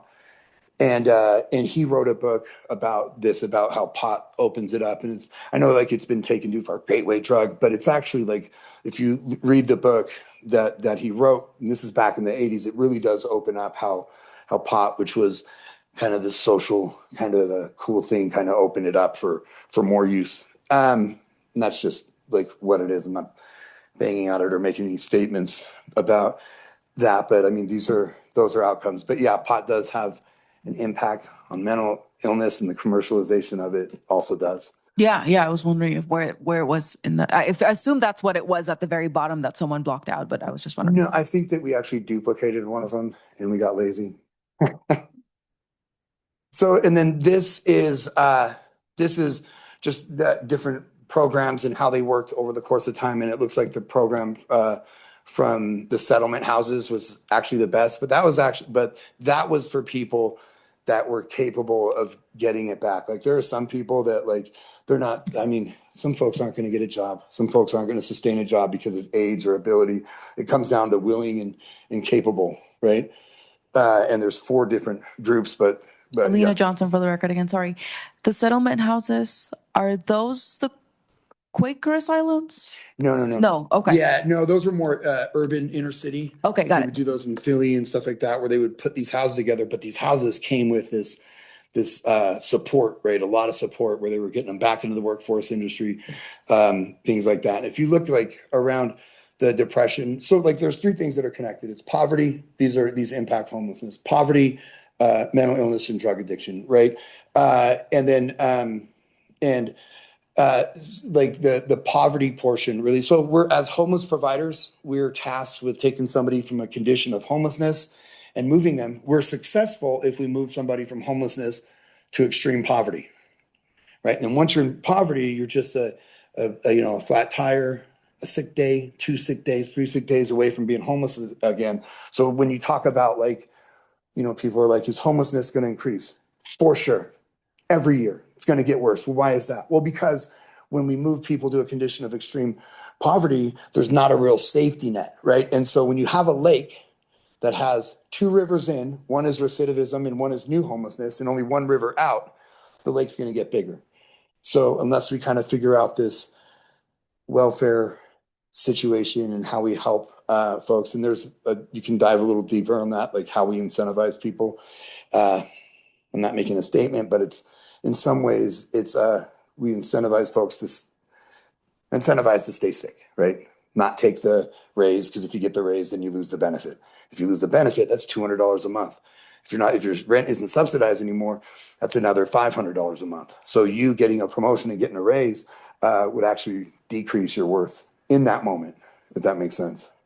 So but having said that, like, all of these work for something, but not for everything, and of course the solution, I think, in most people, I think would agree, is, reentry, safety nets, ongoing support systems, temporary housing. Like, the idea is that the destination is independent living, whatever that looks like. Some people will never be there, but we also have to have programs for those. Mental health, and of course education. When it comes to getting out of homelessness, it comes down to 3 things. It's a skill, a hill, and the will, right? What's your skill that you're lacking? The hill is usually documentation or some sort of, or you lost your ID, you lost your social security card, whatever that looks like. And then the will is, are you willing to actually do the work? A lot of people, and that comes with what we call the dance, right? When we're working with somebody that's on the street or homeless. It's I lead and you lead, right? So they can't be left to their own devices, because our own decisions got us here. When I was homeless and addicted to heroin and meth, the best ideas that I had got me homeless and addicted to heroin and meth. That was the best I had, right? So I needed direction, I needed help, I needed a paradigm shift, and I needed a push, and I needed to be uncomfortable, I needed to be challenged, and I needed somebody to help me do that. A lot of the problems with how we're working with folks now is we're not willing to challenge folks, because that comes with pushback.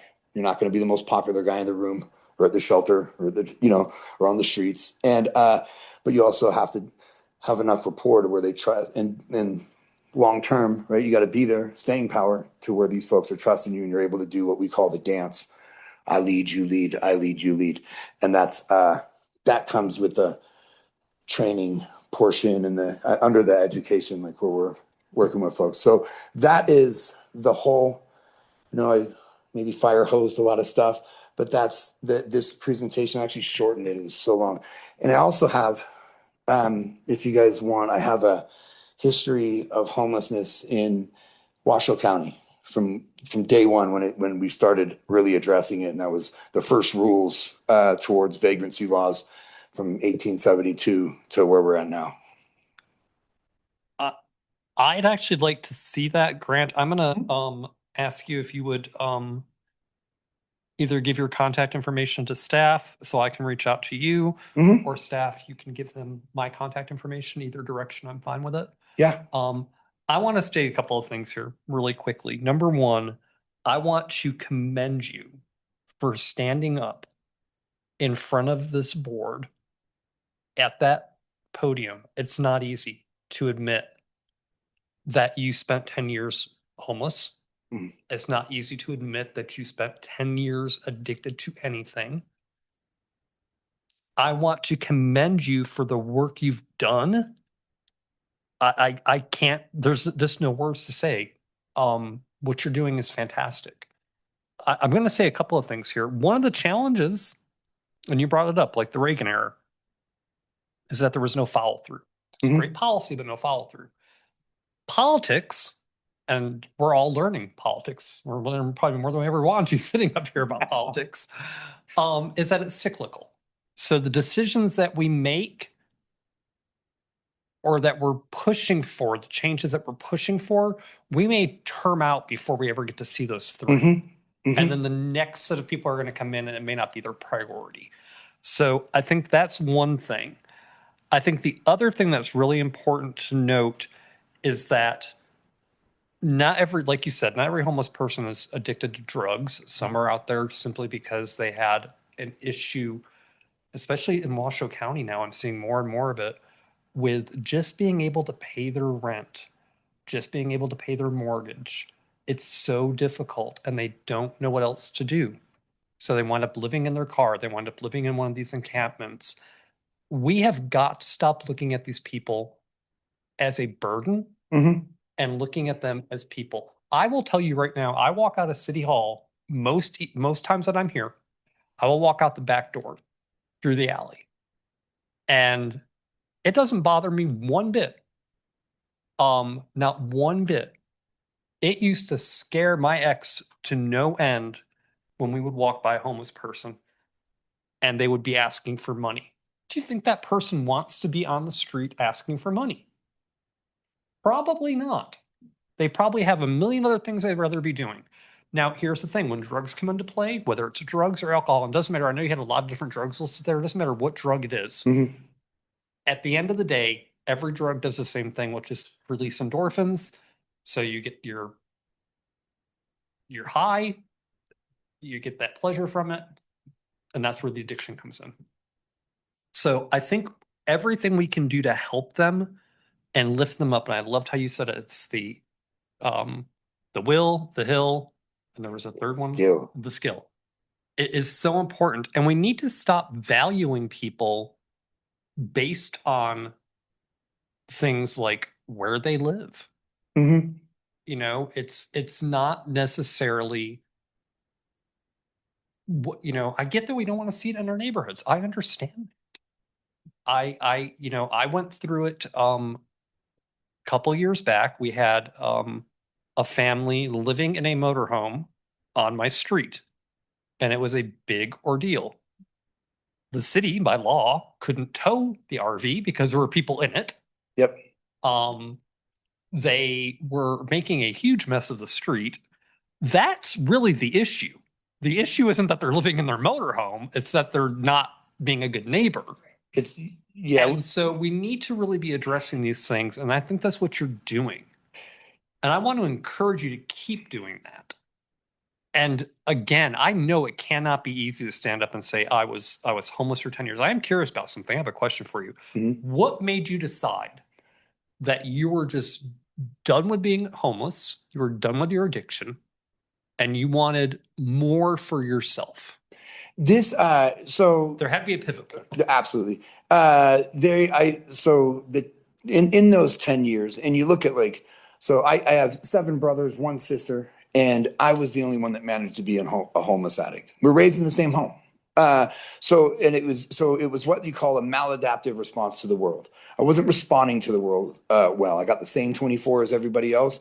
And things happen to me, right? But a lot of it's how I respond to it. So my drug addiction wasn't because I had a broken brain. It was because I had a really efficient brain, right? I had a problem, I solved it, but I solved mine with drugs. And that's how I started solving my problems. And then after a certain point, it's not efficient anymore. And now you're just trying to be well. Now you're trying to find the normal gig. And now the things that you have to do to support this habit, involve the justice system. How I came out was what a lot of folks need, right? What solves my problem won't solve everybody's, but it'll solve a lot, especially if there's criminal and drugs involved and mental illness. Because of course, when you're on the streets and you're doing these things, you do develop mental illness, bipolar, depression, all the things. For me, it was an intervention by way of law, legal system intervention. I was locked up. I'm facing 5 to 7 years in prison. And when you live on the streets, I'll do it. when you live on the streets, prison's a retirement plan, right? I'm totally accepting of it. I'm either going to go to prison or I'm going to die here. And you accept these things, right? There's a risk reward thing that happens when you live on the streets and you're like, I'm going to die doing this or I'm going to go to prison. And a lot of times when I was able to exhale was when I was in the back of the cop car. Was able to relax, You had a meal. You had roof over your head. You had everything you needed. Yeah, I was covered. And I think that's our key point right now, right? Mhm. You had something. And the thing is where you talk about reentry, and it says it in here, is when I'm on the streets doing my thing, I'm good to go because that's what I know. When I'm in jail or prison, I'm good to go because that's what I know. It was the real world that was terrifying, right? I was in a rehab with 40 convicts, last chance rehab, and you would have all these grown, really tough looking, weather torn, tough guys crying at every graduation, not because they were excited to go, but because they were terrified of the real world. And so was I. And so what I needed was a really good reintegration back into the world. So instead of going to prison, they offered me rehab, which I had to wait 8 months in jail to go to. Then it was a 3-month rehab. And then when you get out, I was in a very strict drug court program for about a year. And it was rigid. It was tough. And they didn't mess around. Like if you made mistakes, you got 48-hour sanction. That's what I needed. And I was able to have good mentors around. And so also the pivotal moment was when I was in jail and my granny wrote me a letter. My granny, she was in the safety net. Granny always backed me up. She didn't understand addiction. She just thought I was having a rough time. And so she would always send money to my books. And finally my aunts and uncles got to her and were like, he is a drug addict. You can't keep sending him money. So she stopped sending money. And for 3 months, I was really upset at her. And then eventually I started reading when I was in jail and she started sending me books and she supported me differently. She didn't support me with money or things like that. She supported me with knowledge. She would give me books. And when I got out, she would support me in different ways as well. She would support me in my recovery and not in being sick, if that makes sense. Mhm. And so it was when my granny cut the cord there. Mhm. So it takes it does. It takes There's tough love. It there's gonna be takes a moment for everybody. I think what's important to point out here is number one, homelessness is not anything anybody in this room, anybody that's watching us tonight, anybody that's going to listen to this is immune from. And it's going to touch you in any number of ways. If you currently have a roof over your head, you are blessed. And you need to realize that. Mhm. The second thing I want to point out is, homelessness is not just affecting Washoe County, it's affecting everybody in America. And there is a way out. So even if I want to go on record with this and saying, even if you've committed a crime, that is not the end all be all of your life. And you don't have to go through life with a record. You can get that expunged. Mhm. You can prove to a judge that, and that actually includes, sadly, and I won't go into the politics of this, but that actually includes murder. In fact, the only one I know of that you cannot get expunged is DUI. And so, at least the last time I checked, I haven't checked in many years. But I mean, if you can prove to a judge that you are living the proper life, you will actually be able to get your record expunged. So you can get that record either sealed or expunged. So you have a way out. So, and there are organizations like, or the organization, Grant, what organization are you with? Karma Box. There you go. So there's organizations that are going to help you, and there are people that are going to help you. And you know, Grant, I just want to thank you for again having the courage to come up in front of us. And I'm going to stop talking because I could talk about this all night. But do make sure you get contact information, or we trade that with staff. Yep. Move on, Dr. Kimberly. Thank you. Alina Johnson, for the record. Hi, Grant. Thank you so much for your presentation. I have a lot for you. I would be here till 10:30 p.m. So I'm gonna try to keep things short. I know, you know what? This is important, Brad. I would first, obviously, thank you. Amazing presentation. I would love to see empirical evidence and sources, citations. I think if you, especially coming from, you know, you could, I don't know, just an example, like the CDC says that these numbers were this year or that year. That would make your presentation from a great presentation to a superpower. I highly recommend that. And even bipartisanship sources, just to keep things very, you know, we try to, yes, politics are important. This is why we're here. But to keep things pretty even, I think those are two things that I would consider if I were you. I'm just, as a fellow, I don't know, as a fellow nerd, I was told that dork is a bad word. But I know. I don't know. Yeah. I know. You know, the books, the citations, the sources, those empirically validated sources. And I'm actually happy to connect it with some ways in which I do that. I was a behavioral health clinician for a while. I was raised by my mother, a sweet woman who is, you said the word maladaptation. A lot of us don't hear it. This is in Mexico City. I believe it's the equivalent of a master's degree, is in social maladaptation. She worked in jails. So I was raised by a woman who instilled these skills in me and this perspective, this understanding, this empathy, and also these boundaries with people. And one thing I want to tell you is, as an immigrant too, this country has been built on a lot of stuff. And one of those things is community in the 50s. There's a lot of reasons for it, right? Government, money, but we used to have an actual family unit. We used to actually play with our cousins raising each other's cousins and our kids and our siblings and our friends. Your granny is who saved you. And right now, as a person who loves technology, maybe technology is a part of why we're disconnecting and losing community, but community is so important, and other countries have a pretty good grasp on it. Now, we're not great at a lot of other stuff, but I think it's important to recognize that part of our culture and our community, because without community, I foresee there being a huge problem. For sure. Like there was so they even, I was in the 1800s, when they were doing these vagrancy laws, they had a lineup of, so when somebody was homeless on the streets and they, you know, down and out, what they would do is they had a lineup of their family, right? So they would go to the parents, and if they couldn't find the parents, they would look for the grandparents, and then after that, they would look for uncles and aunts, and then it would be down. Do you have kids? Do you have grandkids? And when they would find that family member, the family member was tasked with taking you in. If they chose not to, they would be fined $30 a month.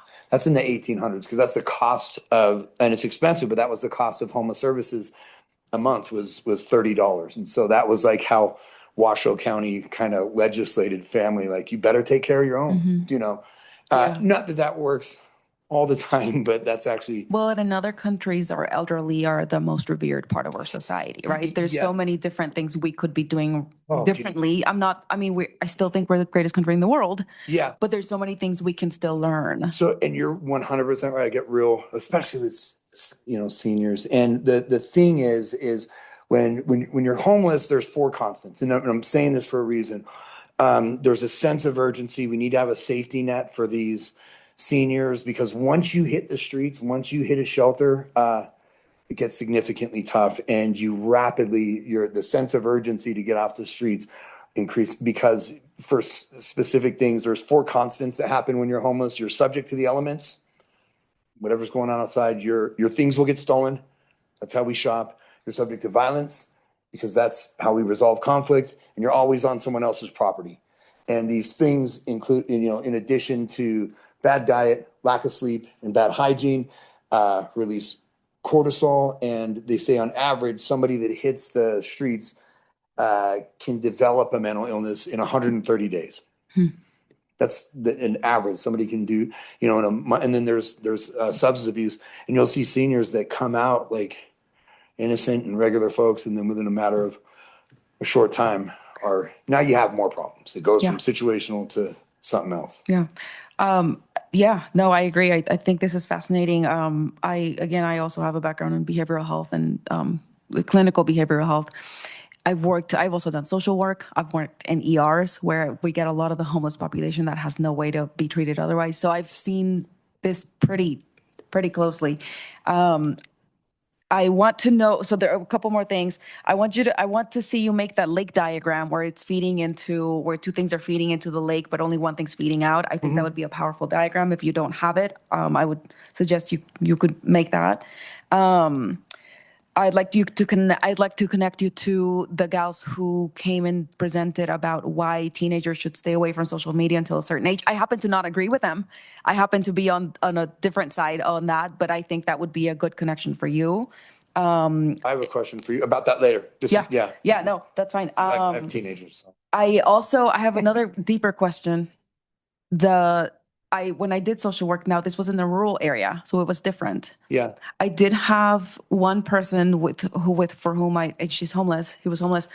We worked so hard, the whole county. We worked so hard to get her an apartment. And when I gave her basically this is too showy. I didn't show up to give her the keys, but basically I showed up and said, "Hey, we got you something." She wouldn't last more than a few weeks. And I know this is a cycle, but she said flat out to me, "I'm not allowed to party in this apartment. They have rules. I don't like rules. I'd rather live on the street." Yep. I was broken. We worked so hard for that, and I was broken for her. So again, goes back to the community. What other answers would you give me there? I mean, I know it's complex. So you'll look at there's and I wish I could draw it out at a whiteboard. So you have, and I'm gonna say it real quick, but you have the willing and able, right? They're willing to go, they're able to. That you have the willing and unable. They want to get off the streets, but they lack the capacity to do it, whether it's mental, drug, whatever. Then you have the unwilling and unable. That's the severely mentally ill that couldn't do it if they tried. And then you have the able but unwilling. Now, the able but unwilling are the 10% that makes 90% of the noise. These are the folks that choose to live on the street. So you've made a matrix of it. Yep. Okay. And the problem with that is that you're living at the cost of somebody else. This is why the community sometimes resents the homeless, because there are people, and this is just what it is. I'm not banging on anybody, but we have people that have an income. $900, $700, $1,500 a month. And we use that income for drugs and alcohol, and we live off the rest of the community. There's not all of them do that, but the ones that do that, that's where these resentments are built up. And that's why I think there should be programs that, where we're managing the funds, where there's, somebody that's managing their funds for them, and we're pressing them to get treatment. We don't get to have services, and they're, it's tough. Like, do you want to restrict somebody from having services, but at the cost of who, and so there's. No, I think there's a fine line there's a fine line that you have to walk with boundaries as well as with resources and with mental health, which is a huge taboo in our country, which I'm a big advocate for it, for obvious reasons. I want to ask you to what the books that you mentioned are. We can chat about that later. And then you should also make a present, if you haven't already, like a bumper sticker or something about the skill, the will, and the hill, because that's also very powerful. So the books, and it's also, I also want to mention, and this book is really controversial, and I don't need to hold you together, but it's The Myth of Mental Illness. Now, when you say that, people are like, what do you mean myth of mental illness? So the book actually just goes into, and you don't have to agree with everything, but the guy that wrote it was, they attacked him and they tried to cancel him, even canceling back when, in the 60s when he wrote it. But it was about what's real and what isn't real. And it goes into like, what mental illnesses are valid and what isn't valid. And so, and there's a conversation in there. It's not, I don't think you should, of course, read a book. You shouldn't subscribe to 100% of it, but it's the myth of mental illness. It's worth a read. There's American Psychosis, there's Mad in America, and then there's The Anatomy of an Epidemic. So those 4 books are real helpful in understanding mental illness, drugs, and how we view things in our policies on them. Thank you. One last thing, I swear, Brad. I worked, again, I've worked with the homeless system, with the foster system, with the homeless system, with the, social work, a lot of different stuff. There was a woman I worked with, and we had a homeless foster child, and we were walking down the street. We were with this child, and someone recognized her, and she said, "I swear, I used to work for the homeless population." She was embarrassed that someone recognized her as a buddy, and she thought I would think that maybe she was homeless. First off, I would not ever have judged. In fact, I would have been like, "Wow, that's amazing. You have this wonderful job and you came from that." Yeah. But I wouldn't have judged, but she thought she should be embarrassed. And she said, "I actually used to work for them." And then she told me a story. And she said that this goes to show the community and how important community and really building these relationships are, right? That we've forgotten how to do. She said that there was someone who was upset she couldn't get him a job or something, couldn't get him some sort of resources. And he was almost kind of picking a fight. I mean, this is a very fragile population. And she said what he didn't know was that because I was serving that population, that homeless population of homeless men for so long, when he was standing up to pick a fight with me, there were 10 other guys lined up behind him, my clients, all of those people. So for that one bad apple, even in that situation, there was so much emotion towards her to protect her. And that, I think that shows to great lengths how deep it is to build those relationships with the people that we serve and the people that need our help, and how a community should truly function. It's hard, but I sincerely believe that's part of how we function better as a society, is with community. You're 100% right. I'd like to send an invitation to, if anybody wants to come tour the shelter or hit the streets with us, we have outreach programs. We have homeless response team. We do a cleanup program. It's called the Frontline Beautification. Do you work with the MOST team? We do. Okay. Yeah. So if they need, but the most teams tune up. These guys they're good. We'll call them if we need them. But okay. So I have an invitation. Anybody wants to come to the shelter or come hit the streets with us, reach out to me. Some of the most fun I've had was serving the Catholic Charities kitchen. Oh, yeah. Oh, my gosh. Probably the funnest work I've ever done for free. I'm done. Thank you so much. I would chat with you after to get more information. I did write the books down. Thank you. For sure. Yeah. Thank you. All right. Yeah, I'd like to say something. Ooh, I'm exhausted. I'm amazed that my board members are disinterested in this topic. I mean, it's fascinating. I've seen you on TV, and your background and my background are the same. We know the same people in Las Vegas. Oh. Do you ever heard of a guy named John Ponder? That's simple yes or no. Yes. I know him well. And if I mentioned the word high desert to you, what would that mean to you? You got some friends. Yeah. I'm disappointed. I've seen you on TV, and your enthusiasm motivated me 6 weeks ago. With just as you've done here, you're very motivated and everything. So I got motivated because my background is with the poor and the incarcerated. So I said, okay, let me look into this. So I Google searched the Karma Box Project. Yeah. And I looked at all your board members with an eye of getting on your board. Yeah. And I didn't say anything. There's no phone numbers to say, call us. We'd love to. They say, here, give us your name and your email address and we'll reach out to you. 6 weeks ago, I did that. And you know what I've heard so far? Bumpkus. That's Yiddish for nothing. Yeah. And I'm so disappointed because I got all excited.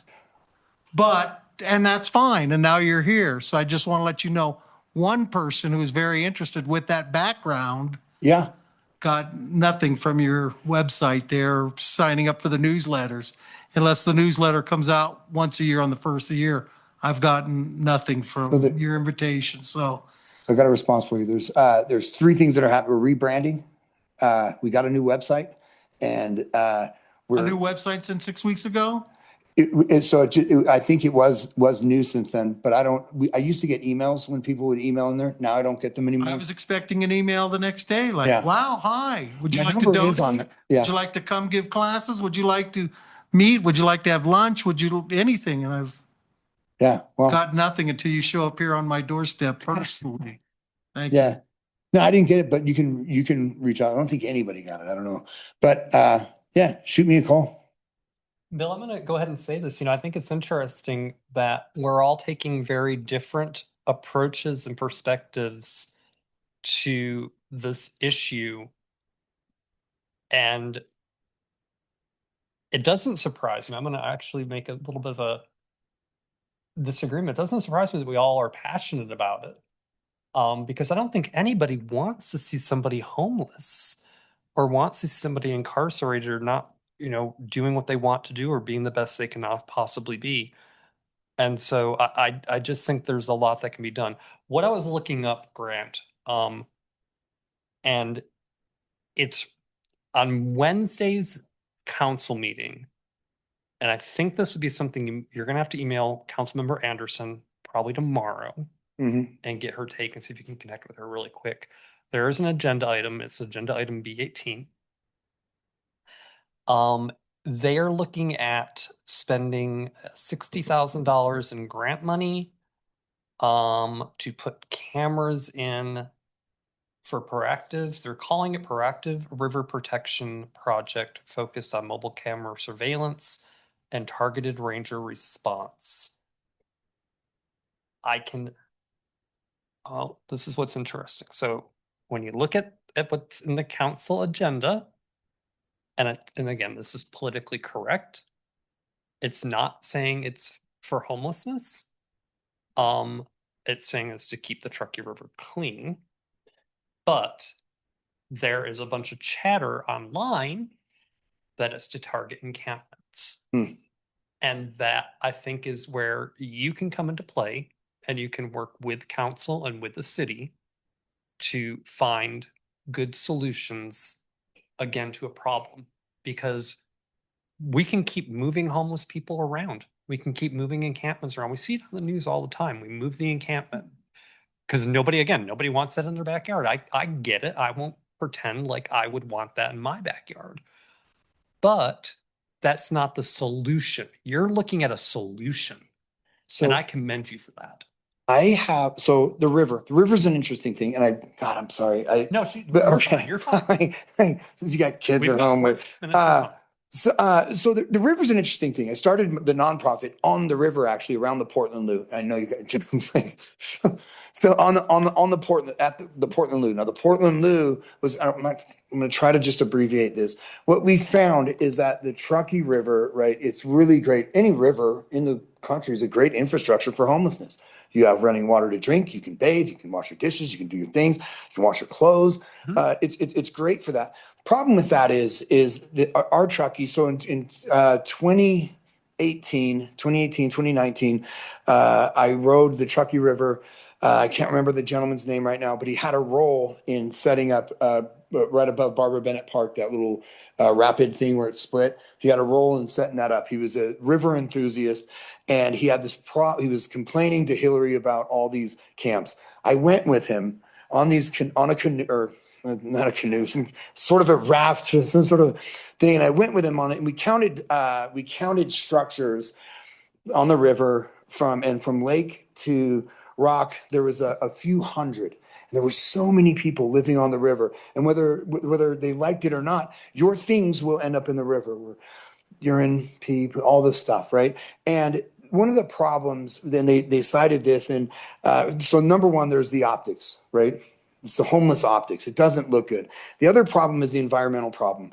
So when I was out there working right across from Broadhead Park, we're cleaning up trash. I started a workforce program called the River Stewards, where I would give guys gift cards to come help me clean up trash, and then I would log them into the HMIS system. So we were trying to find out who's on our streets. We had a by name list, which was, so we know people by name. So I'm trying to log everybody that's on the streets into the HMIS system, while at the same time cleaning the river. What we found was, was it 97 or 2000 when there was that huge flood that cost millions? One of the reasons for that flood was because of debris. A lot of that debris came from homeless tents and homeless things, right? People that were living on the river. When the water came down, it pushed it and stopped the bridge. So all the water is supposed to go under the bridge, but instead it stopped the bridge and the water goes over. So there was a state mandated, the state put out this thing to where you have to have your river cleared of homeless encampments because of the cause of flooding. Oh, I'm not saying we shouldn't be working to clear this. What I'm Yeah. saying is that I think there's an opportunity here. And I Yeah. want to also make sure that if we have $60,000 in grant money, that we're using it Oh, appropriately. yeah, no, I'm sorry, I went on a little tangent, but, yeah, so it does need to stay off the river, not because of the homeless, thing, but because of the environment. What they also found was that when people were running the erosion of the banks of the river, the roots are uprooted, the plant life dies, and the temperature of the river was increasing because of the plant life dying and things like that. I'm sorry, I went on a little bit of a tangent, but the river is super important and does need to be protected, not just from homeless people, but from anybody. Oh, I would agree. Yeah. I would agree. And again, thank you so much, Grant. Callie, do we have any public comments? I do not have anyone with their hand raised online. Okay, perfect. All right, Grant, again, make sure you get your contact information to staff. I mean, you are welcome to give him my email address. Please reach out to me. I want to continue this conversation. Absolutely. This has been awesome. This is probably by far, I would say, the most impactful conversation we've had. Alina Johnson, for the record, of course. Yeah, but I'm very biased because this is this is my background for a long time. So I appreciate it. Yeah, probably my favorite NAB meeting so far. And don't ever, I also want to encourage any member of the community, anybody that's watching, if you have a topic you want to come down here and discuss with us, you are welcome to, but that is what we are here for. We are here to serve the community. So I will always keep people on time. All right, Grant, thank you. All right, thank you. All right, moving on. Board, commission, committee member reports, announcements, discussions for future agenda items. I don't have anything. Does anybody on the board?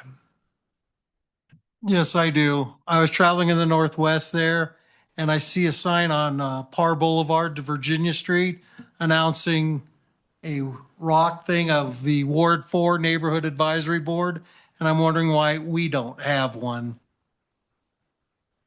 One of those announcements of the Ward 6 Neighborhood Advisory Board. I don't know what you're referring to, Bill. Can you clarify that for me? A rock?